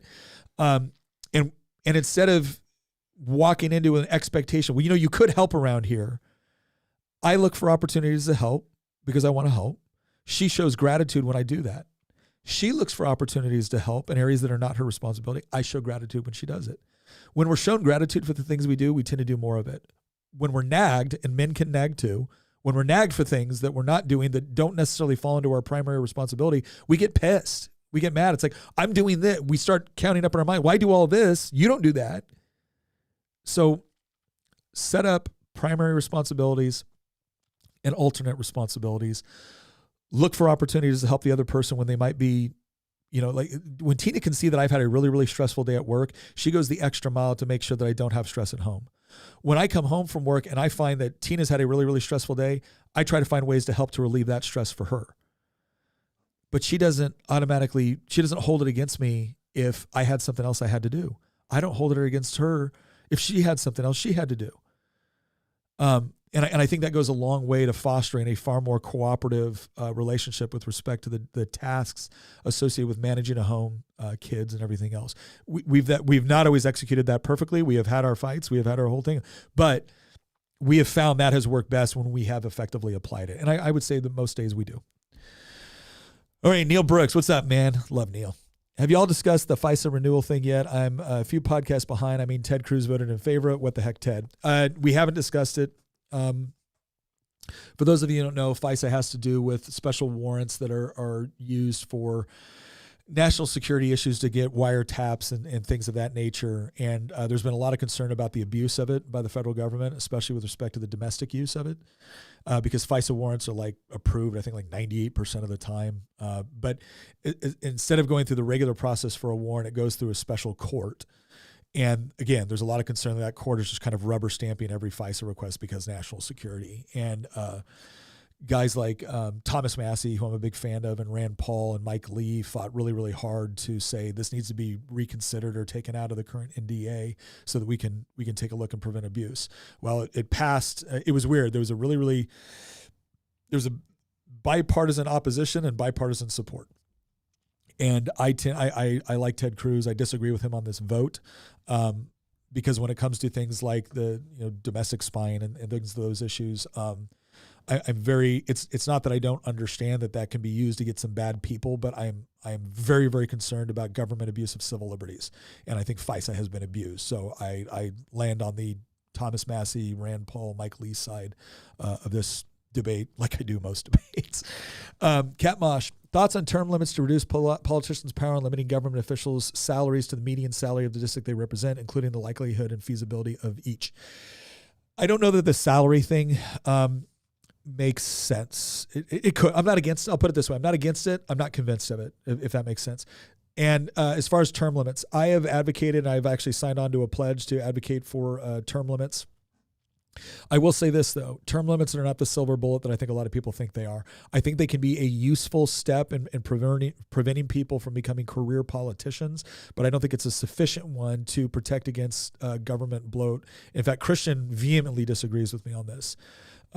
Christian thinks it doesn't make any sense at all to not be able to elect a good person back to office, and I can see his point, because the big problem is the bureaucracy. Now, the argument a lot of people that are against term limits will say is that if you don't allow for politicians to gain a certain degree of expertise, then the bureaucrats will run the show. I usually respond with, okay, well, we let politicians gain all the expertise they want right now, and bureaucrats are running the show. So I don't think it's necessarily an issue of term limits affecting that. I think, again, if you really want to get to the bottom of it, you have to reduce the overall size and scope of the government. Without doing that, everything else is a Band-Aid. But I do think that Band-Aids can be helpful, and so I do support term limits. But when it comes to the salary piece, the only thing I think you run into the issue with there is I think, again, I'm not against it. I'm just not convinced of it. I think that's the best way I can put it at this point, especially when you look at there's going to be some districts where that's going to be a much more It's going to be a much more awkward situation than others. But I don't know. Like I said, I'm willing to hear it out. Matt Mason asks, do you think another AWB of any kind will be passed in the next 20 years? Okay. Forgive my ignorance. AWB. Oh, gosh. At the federal level, I think it's possible. They're trying to do it in Virginia this year. They tried to do it in Virginia last year. They tried to do it in Virginia the year before that. They tried to do it in Virginia the year before that. Anybody that tells you nobody wants to take your guns is either ignorant or lying to you. They do want to take your guns. And the way we want to take weapons of war. Okay, great. What's a weapon of war? Because right now you think an assault weapon is anything that has a folding or collapsible stock, a pistol grip, or a bayonet lug. None of that makes a weapon more assaulting. In fact, having been a Special Forces weapons sergeant, right, I had more experience dealing with weapons around the world, from everything from recoilless rifles to belt-fed machine guns to pistols and submachine guns. I've dealt with it all. And I would say this much. I've never seen a weapon assault anyone without the help of a human being. So maybe we spend more time abandoning assault people, right? People that are actually engaging in assault, than we do the tool that they're using. But no, I think they will try it on the federal level, and there'll be a significant try on the federal level, especially if they think they can pack the Supreme Court.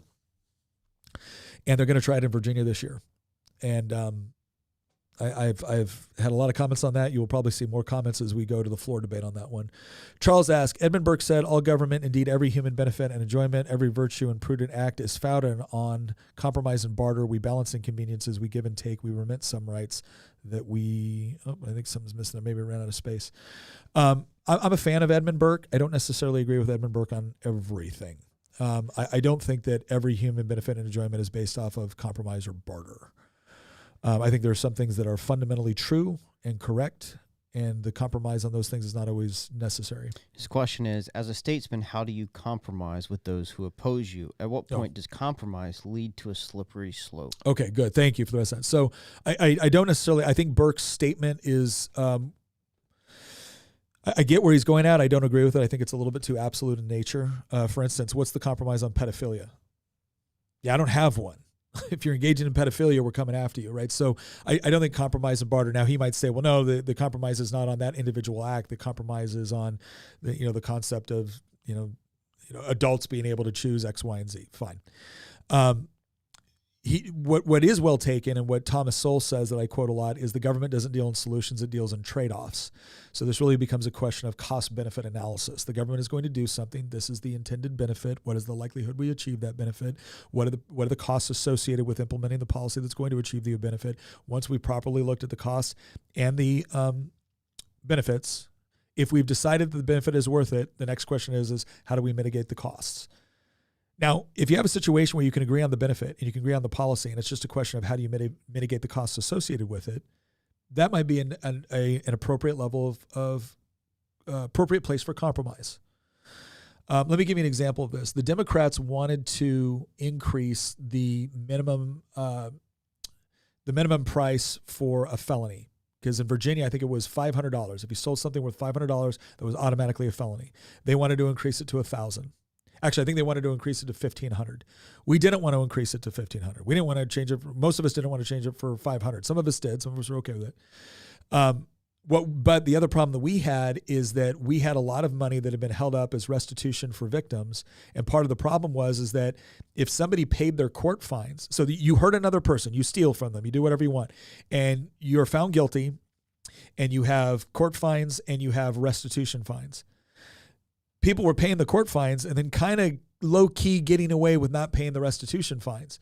And so we said, okay, look, we're not going to give you $1,500.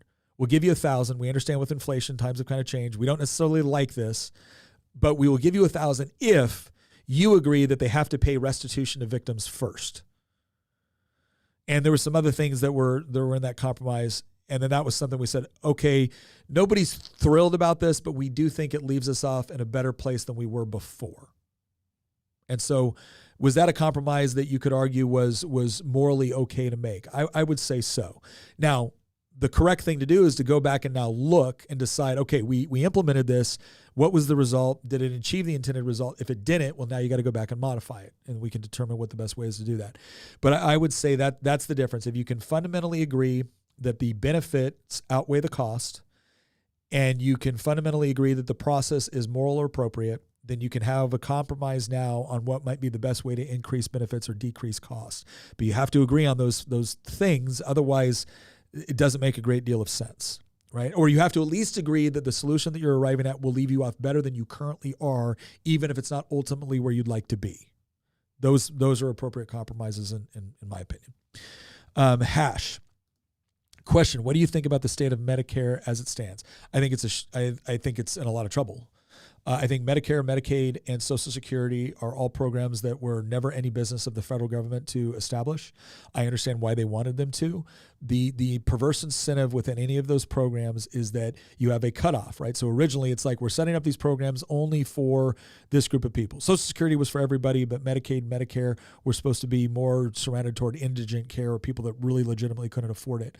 The problem is that will change over time, and then politicians have a perverse incentive to increase the number of people that are eligible for the program, because there's always going to be a convincing story right at the line. So if it's I only qualify for this benefit if I'm making this much money. Well, what about the person that's making $2 more? Do they not benefit now? What about the horrible situation they're in? All right, fine, $2 more. Well, what about the person that's making $2 more than that? So there's always a perverse incentive for these programs to expand beyond what their original intent was, and always expand to a point where they're not sustainable, and then nobody benefits when it collapses. But until it collapses, everyone's going to say you just want to take something away. And so I think it is a fundamentally bad system with a fundamentally good intention, and those are some of the worst to get rid of, because people become the most dependent upon them long term, and they're not sustainable. Carrie asks, do you have a favorite homeschool curriculum? Do you find affinity unschooling to work better? We didn't do unschooling. There's some days where we felt like we were doing unschooling, which is more of like a complete, a lot less structure, obviously. We had a lot of curriculums that we used over time. We used Our Father's World for certain things. We used a homeschool co-op for other things with math. I did some of the teaching on apologetics. Tina did some of the teaching on other things, on Bible and whatnot. I think co-ops are a good use for us. We also used, when our kids got a little bit older, we used the Liberty Online system, which was great. Another program we loved was Matthew C. Matthew C was probably if I had to point to one thing that really stands out as a great curriculum that we enjoyed and was good for our kids, Matthew C was a great one, because Tina and I were not equipped to be able to go into we're just not that great at math. And our daughters were really, really strong in reading. They had to work a little bit more in math. My son was a little bit weaker in math. He was stronger in, a little bit weaker in reading, stronger in math. And what was so nice about curriculum adjustment is we didn't have to slow down our daughters on reading to help Luke. We didn't have to slow down Luke on math to help our daughters. We could get them where they were at. We let them go as far as they could on the topics they were very confident in, get them additional resources, because all of us across the board have something that we're not quite as good at, and something that we really excel at. And so that's always the trick, is how am I allowed to excel on the thing I excel at, and how do I, make up the difference for the things that I need to learn. So Liberty On School curriculum worked out well for us. Homeschool co-ops worked out well for us. Our Father's World we liked. Matthew C was another one we really liked. There's also some great resources. HSLDA, Homeschool Legal Defense Association, is a great organization. Here in Virginia, we have Home Educators Association of Virginia.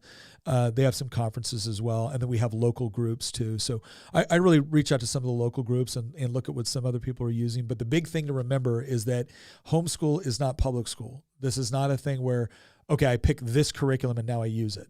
The beautiful thing about homeschooling is that I can pick bits and pieces from all the curriculums that I think work best for my child and for their objectives and for our objectives, and then I can modify as needed. So we had some curriculums we bought, implemented for like 2 months. It wasn't working, gone, next one. Because that was the point, right? The point was not to have a curriculum. The point was to have something that worked for our kids. Okay, last question. Zachary T. Super chats after that. Oh, okay. When should I start homeschooling? Where do I start? I would start it immediately. I don't think there's any need to send your kids to. If you want to homeschool, then start immediately. I think that's the best. And where do you start? So if your kid is very young, Matt Boudreau has some really interesting thoughts on this. I'd really encourage you to take a look at some of the talks he's given. Like I said, we're going to release the interview we did with him next month. But one of the things he talks about is when you look at kids' development, and boys and girls develop differently. That's important to understand. When you look at a kid's development 1 through 7, there's a lot of going out and exploring and wonder and whatnot. And if you are so busy on trying to impress your neighbor that your kid is reading, chapter books at age 5, chances are you might have taught him how to read while at the same time you taught him to hate it. Now, if your kid loves to read, well then great, do that. But one of the things that Matt Boudreau talks about is when your kids are very young, you want them to enjoy learning. And learning happens in all kinds of ways and fashions, and don't get so caught up in trying to meet some sort of benchmark that you destroy their love of learning. So allow them to be a little bit more adventurous when they're younger. And we all know the things that you need to know to get by in society. You got to learn how to read, right? You got to learn how to do basic math. You need to understand basic reading comprehension.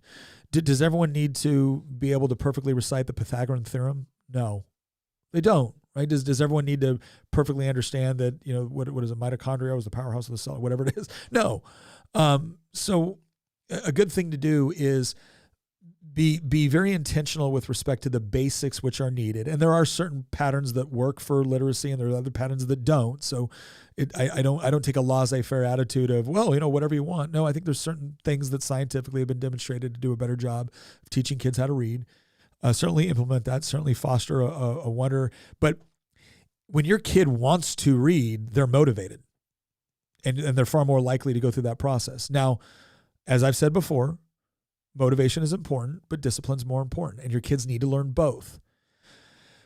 But I've found that it's easier sometimes to teach your kids discipline in an area where they're motivated and you give them objectives and they have to work through things, right? Because you still have to work through things. But just be careful that we're not, again, trying to reach arbitrary benchmarks that a government-run system has told us that we need to do. Be willing to change up your curriculum. Be willing to change up the schedule. As our kids got to the point where, okay, they read, they write, they do math, they do all the things that they're going to need to do in a modern society in order to get by in those areas, we started to specialize their curriculum more geared toward what they actually wanted to do and accomplish in life, as opposed to arbitrary things that they needed in order to, I got to have this. Why?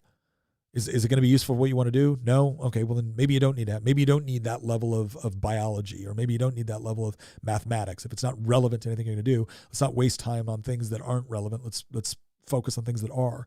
And what I found is that my kids enjoyed learning so much more when we did that effectively. And we didn't always do it effectively, but they learned more when they did. So that's what I'd recommend there. All right, couple super chats. Cedric, thank you for the super. Do you like cake? Yes. Who doesn't like cake? What kind of cake? German chocolate and carrot. Oh, I love carrot cake. Yeah, German chocolate. As a kid, I hated carrot cake, but now whenever it's my birthday and my kids make me cakes, I have them make me cupcakes. Yeah. Because we usually all outside barbecue. We have friends over, and I actually think cupcakes are just easier. Oh, yeah. But German chocolate cupcakes and carrot cake cupcakes are the bomb. I love them. If y'all would set one aside for me next time, I'd love to try it. Be happy to consider maybe doing that. All right. Craft Logie, thank you for the super chat. Hey, Nick, please tell me what Biden is really trying to accomplish with open borders. Makes no sense politically, and he never tries to sell it either. I think what it is that they have enough groups which they have relied upon politically in order to get them votes. These are activist groups, sometimes within ethnic communities, sometimes outside of it. But they feel a political obligation to them because they want open borders.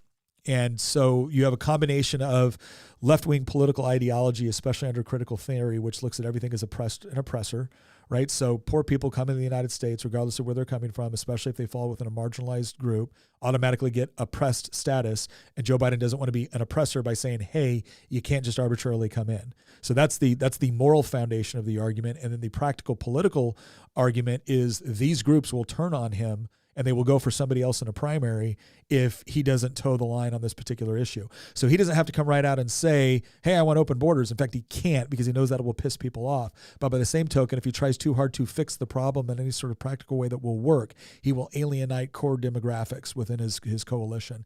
And it's not that those ones are bigger than the average voter, but here's what will happen. the average voter on election day will show up, and if those organizations who they also kind of look to for guidance say this is racist, like, oh, well, golly, gee willikers, I don't want to be a racist, and so they'll just do whatever they want. That's how you get idiots elected in some of these areas. That's how you get the same people complaining that, busing illegal immigrants to a sanctuary city is wrong. Oh, okay, but the state that actually has to deal with it on the border, that's fine though, right? But that same person will show up and vote for the politician that is fostering those same policies. So this is where you get the cognitive dissonance which takes place, and it's the worst possible area, because you have a faulty moral premise which justifies the overall argument, and then you have a practical political consideration with the groups that are interested in keeping the borders open, and then the people that are marginally mad about it will forget about it on election day until it really starts to affect them. And then they'll sit there, the 1 minute they will complain about the problem, and then they will go and they will elect the person that caused the problem. So that's how the political math works out. Zim the Despot, thank you very much for the super chat. A couple questions. What's your favorite Bible verse? Mine is John 16:2. And 2, thoughts on the following statement. A statement goes into politics for duty. A politician goes into politics for money. Here's what I would say. I think my favorite Bible verse will always be John 3:16. For God so loved the world that he gave his only begotten son, that who should ever come to him shall not perish but have eternal life. Because I think it does the best job of kind of summarizing the Gospels. My other favorite verse is 1 Peter 3:15. First, sanctify Christ in your heart and always be prepared to give a response for the hope that is in you, but to do so with gentleness and respect. I love that it's first sanctify Christ in your heart. It's basically get your stuff in order on who's in charge. And then be prepared to give a response, right? I mean, that's kind of my thing. The part I struggle with is, but then do so with gentleness and respect. I try to be good about the gentleness and respect. I don't always hit the nail on the head on that one. Statements. I appreciate the distinction between the statesman and a politician. I guess what I wish is that we didn't have to make the distinction. I think what ends up happening is most people get into politics, not all. Certainly not all, but I think most people get into politics because they think it's an important way to affect the sort of positive change, and they want to see justice. I really do think that. And then I think what ends up happening over time is the structure itself, the incentive structure itself within politics incentivizes a lot of bad things. And in many cases, disincentivizes good things. And the thing to remember that is that it is very easy to look at the politicians and say, yep, that's their fault. But I'm gonna go back to a Thomas Sowell quote. He goes, the reason why so many politicians are such shameless liars is not just a reflection on them, it's also a reflection on us. Because when the population demands things that cannot be done, only liars can satisfy. And I think there's a lot of truth to that. I think there's we need to understand that democracy does not mean, whatever democracy decides, I guess is wonderful. No, democracy is ruled by the people or ruled by the majority. And I think we need to understand that you are capable of being imposed upon. You are capable of being, a democracy is capable of being tyrannical. And we have ample explanations of that in history. And yet we have some people now, politicians now, that want to conflate democracy and freedom. Our democracy. First of all, we're a constitutional republic that uses democratic processes. Second of all, the thing that is truly unique about the United States is not that we get to elect people, it is that we set in place at the very foundation of our government the rules on what government was not to do, because we understood that free societies by necessity must limit government power and must prevent government from trying to expand its power. That's what made us unique. But instead it's just, no, it's our democracy. It's we have to vote for people. That's what makes it unique. Well, 1, that's not very unique. 2, that's not the best method for ensuring individual liberty. It's a combination of factors, of which I think democratic processes can play an important role, but it's certainly not sufficient. It may be a necessary component. It isn't a sufficient one. And unfortunately, I think that's the real problem with politicians. But thank you. Collegio? Yeah, that'll work. Collegio Studios. A question for Hamilton. What are some of the resources you use to get better at making content? Yeah, so a couple of years ago, there was a YouTube channel called Video Creators, which was run by Tim Schmoyer. Oh, Tim's great. Tim's a great guy. We've actually gotten to get to know him over the last month or so. Just an excellent person. But anyway, he had some playlists that he had built on his channel about anywhere from 2 to 5 years ago that were just golden, and really helped me build the foundation of content theory and strategy. So I'd really recommend looking at those. There's some other great YouTube channels like Film Booth, Colin Samir. just all kinds of great stuff. There's two things that I would tell you, though.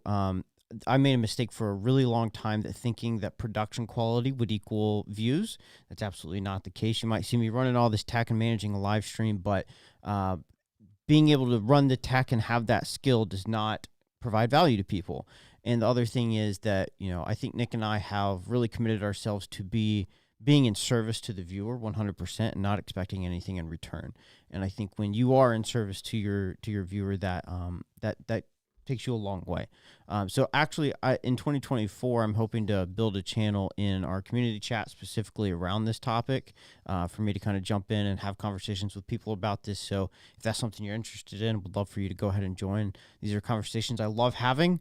So yeah, I'll leave it at that. That is one of the things that we eventually want to do too, is that we love the idea of having a network of other people that might want to get engaged in this environment with content creation and things of that, along with other things too. We always brainstorm a lot about this stuff, but we're pretty excited where things are going to be going in 2024, and that is an area where we'd like to help other people as well. Basically, learning from both our successes and our mistakes. There absolutely is a ignorance tax that has to get paid down over a long period of time, which isn't fun for a beginner or someone who's in the beginning stages of creating content likes to hear. But once you put in 100, 200, 1,000 reps, you realize that there's so much to learn along the way. Yeah. And final question from Micah. Thank you for the super chat again. Nick, so you think we should abolish Social Security and the Fed? It's interesting. Whenever we talk about that, we had a whole episode on what I would do if I was king for a day and the government agencies I would get rid of. And I looked a little bit like Javier Milei, like gone. Here's what I would say. Whenever you talk about abolishing certain things like that, what people generally hear is you want the benefits that they're getting to go away. Here's what I mean. Let me put it this way. If I were to come to you right now and say, you know who would be really good at managing the retirement for 330 million Americans?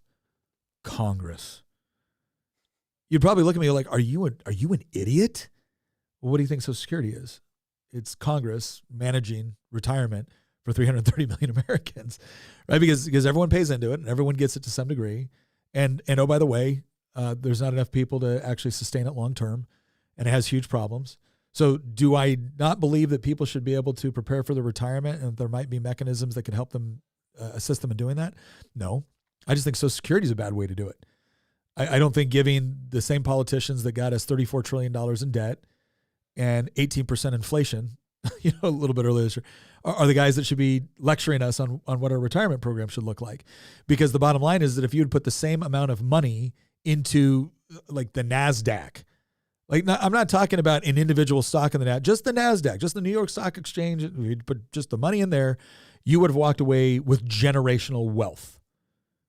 But instead, you don't get that. You don't get that. You get whatever the government check is.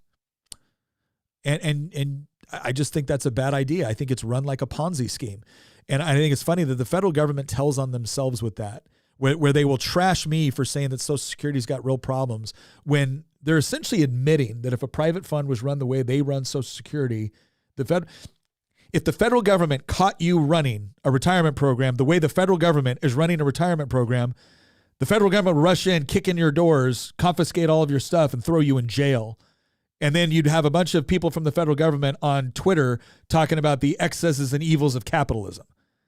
So I think what should happen is that we should come up with a system where we honor the obligations that have been made to the people that have already paid into Social Security, but we provide other people an opportunity to do something else if they choose. I think that is a reasonable compromise. And what's fascinating is think about what I just said. I said everybody that is currently paid into Social Security is going to be made whole, but new people that haven't paid into it yet should be able to choose a different option. So my compromise leaves no one out in the cold. Just gives choice. I was told choice was a good thing. But I guarantee you, when I say that, Democrats will go, you want old people to die, because apparently old people will die unless Congress is managing the retirement. Okay. Let me ask you this. Does Congress manage their retirement the way they manage your retirement? Absolutely not. No, they sure as hell don't. So, and the Fed, I would absolutely abolish. I would get rid of the Fed. Somebody asked me, like, do you think we should audit the Fed? I said, yes, just to provide the intellectual justification in order to get rid of it altogether. Again, does that mean that there would be, no rules whatsoever, governing currency? No, of course there would be. But again, we managed to have banks and currencies and everything else before the Federal Reserve. The Federal Reserve has two obligations: to essentially prevent inflation and create maximum employment, which is weird because those two things are not necessarily those things don't connect in the way that you might assume that they would. Now, here's my question. Since we put the Federal Reserve in charge of those two responsibilities, have the runs on banks or depressions or inflation been worse or better?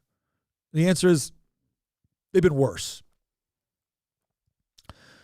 Okay, so if the cure you're giving me is worse than the disease I had, is it unreasonable for me to say, can we try maybe a different cure? Oh, well, if you don't like the cure we're offering, you must love the disease. No. Inflation's bad. Runs on banks are bad. Yep, I get it, bad. But once again, your cure doesn't seem to be doing a lot of curing. So I'm starting to get the crazy idea that maybe certain moneyed and political interests benefit from this cure, from selling me this cure, far more than I benefit from taking it. And I think that's a fair assumption. So yeah, I would get. I would work a different system with Social Security where it provided people an off-ramp if they wanted to take an off-ramp, while at the same time keeping the people whole. But ultimately, I don't think the government should be running retirement programs. They suck at it. And again, I think the Fed has become a huge scheme for the government to print more money and to spend a lot of money on things that none of us want and that are not constitutionally authorized, but they get away with because the Treasury and the Fed working hand in hand with politicians to try to manipulate the economy for their own political benefit. Well, this has been a fun 3 hours. I don't think we expected this to go 3 hours, but it was a good time. I think we thought it'd be like an hour and a half. I'm not sure how you go this long, Nick, talking this much. I mean, I'm so glad Tina wasn't here for that.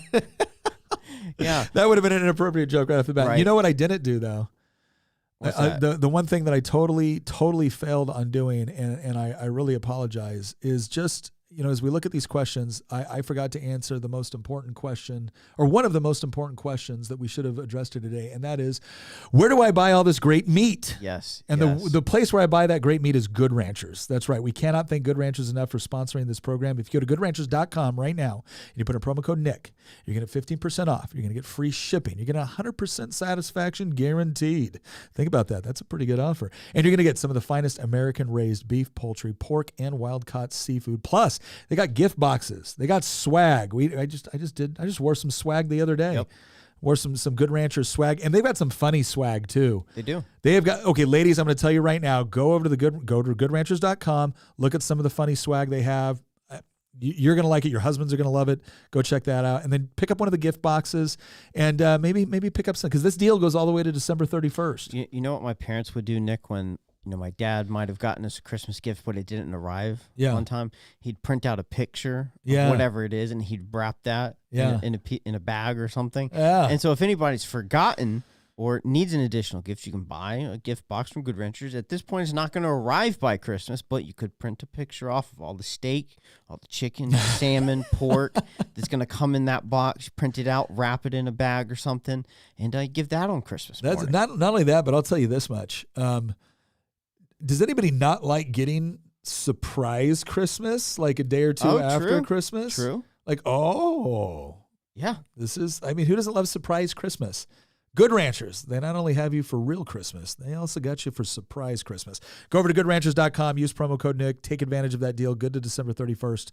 Once again, thank you very much to Good Ranchers for sponsoring us. I got one more thing. Sorry. Gosh dang it, that was such a good wrap. Well, we want to tell everybody Merry Christmas, because Merry Christmas is this coming Monday. Yeah. So that's important. And then next week we have 2 awesome interviews coming out. Tuesday is with Nick's mom, Robin. We've filmed a lot of interviews and with a lot of interesting people, but this has been the interview that I was just so focused on during the recording. It was so entertaining, engaging. There was all kinds of things that y'all talked about. So that comes out Tuesday, the day after Christmas at 12 p.m. Eastern. That's going to be great. It's pre-recorded, so it won't be a stream. And then Thursday, we have another great interview coming out. think that's going to be really great. So next week's exciting for content. It's Christmas week. That's going to be great.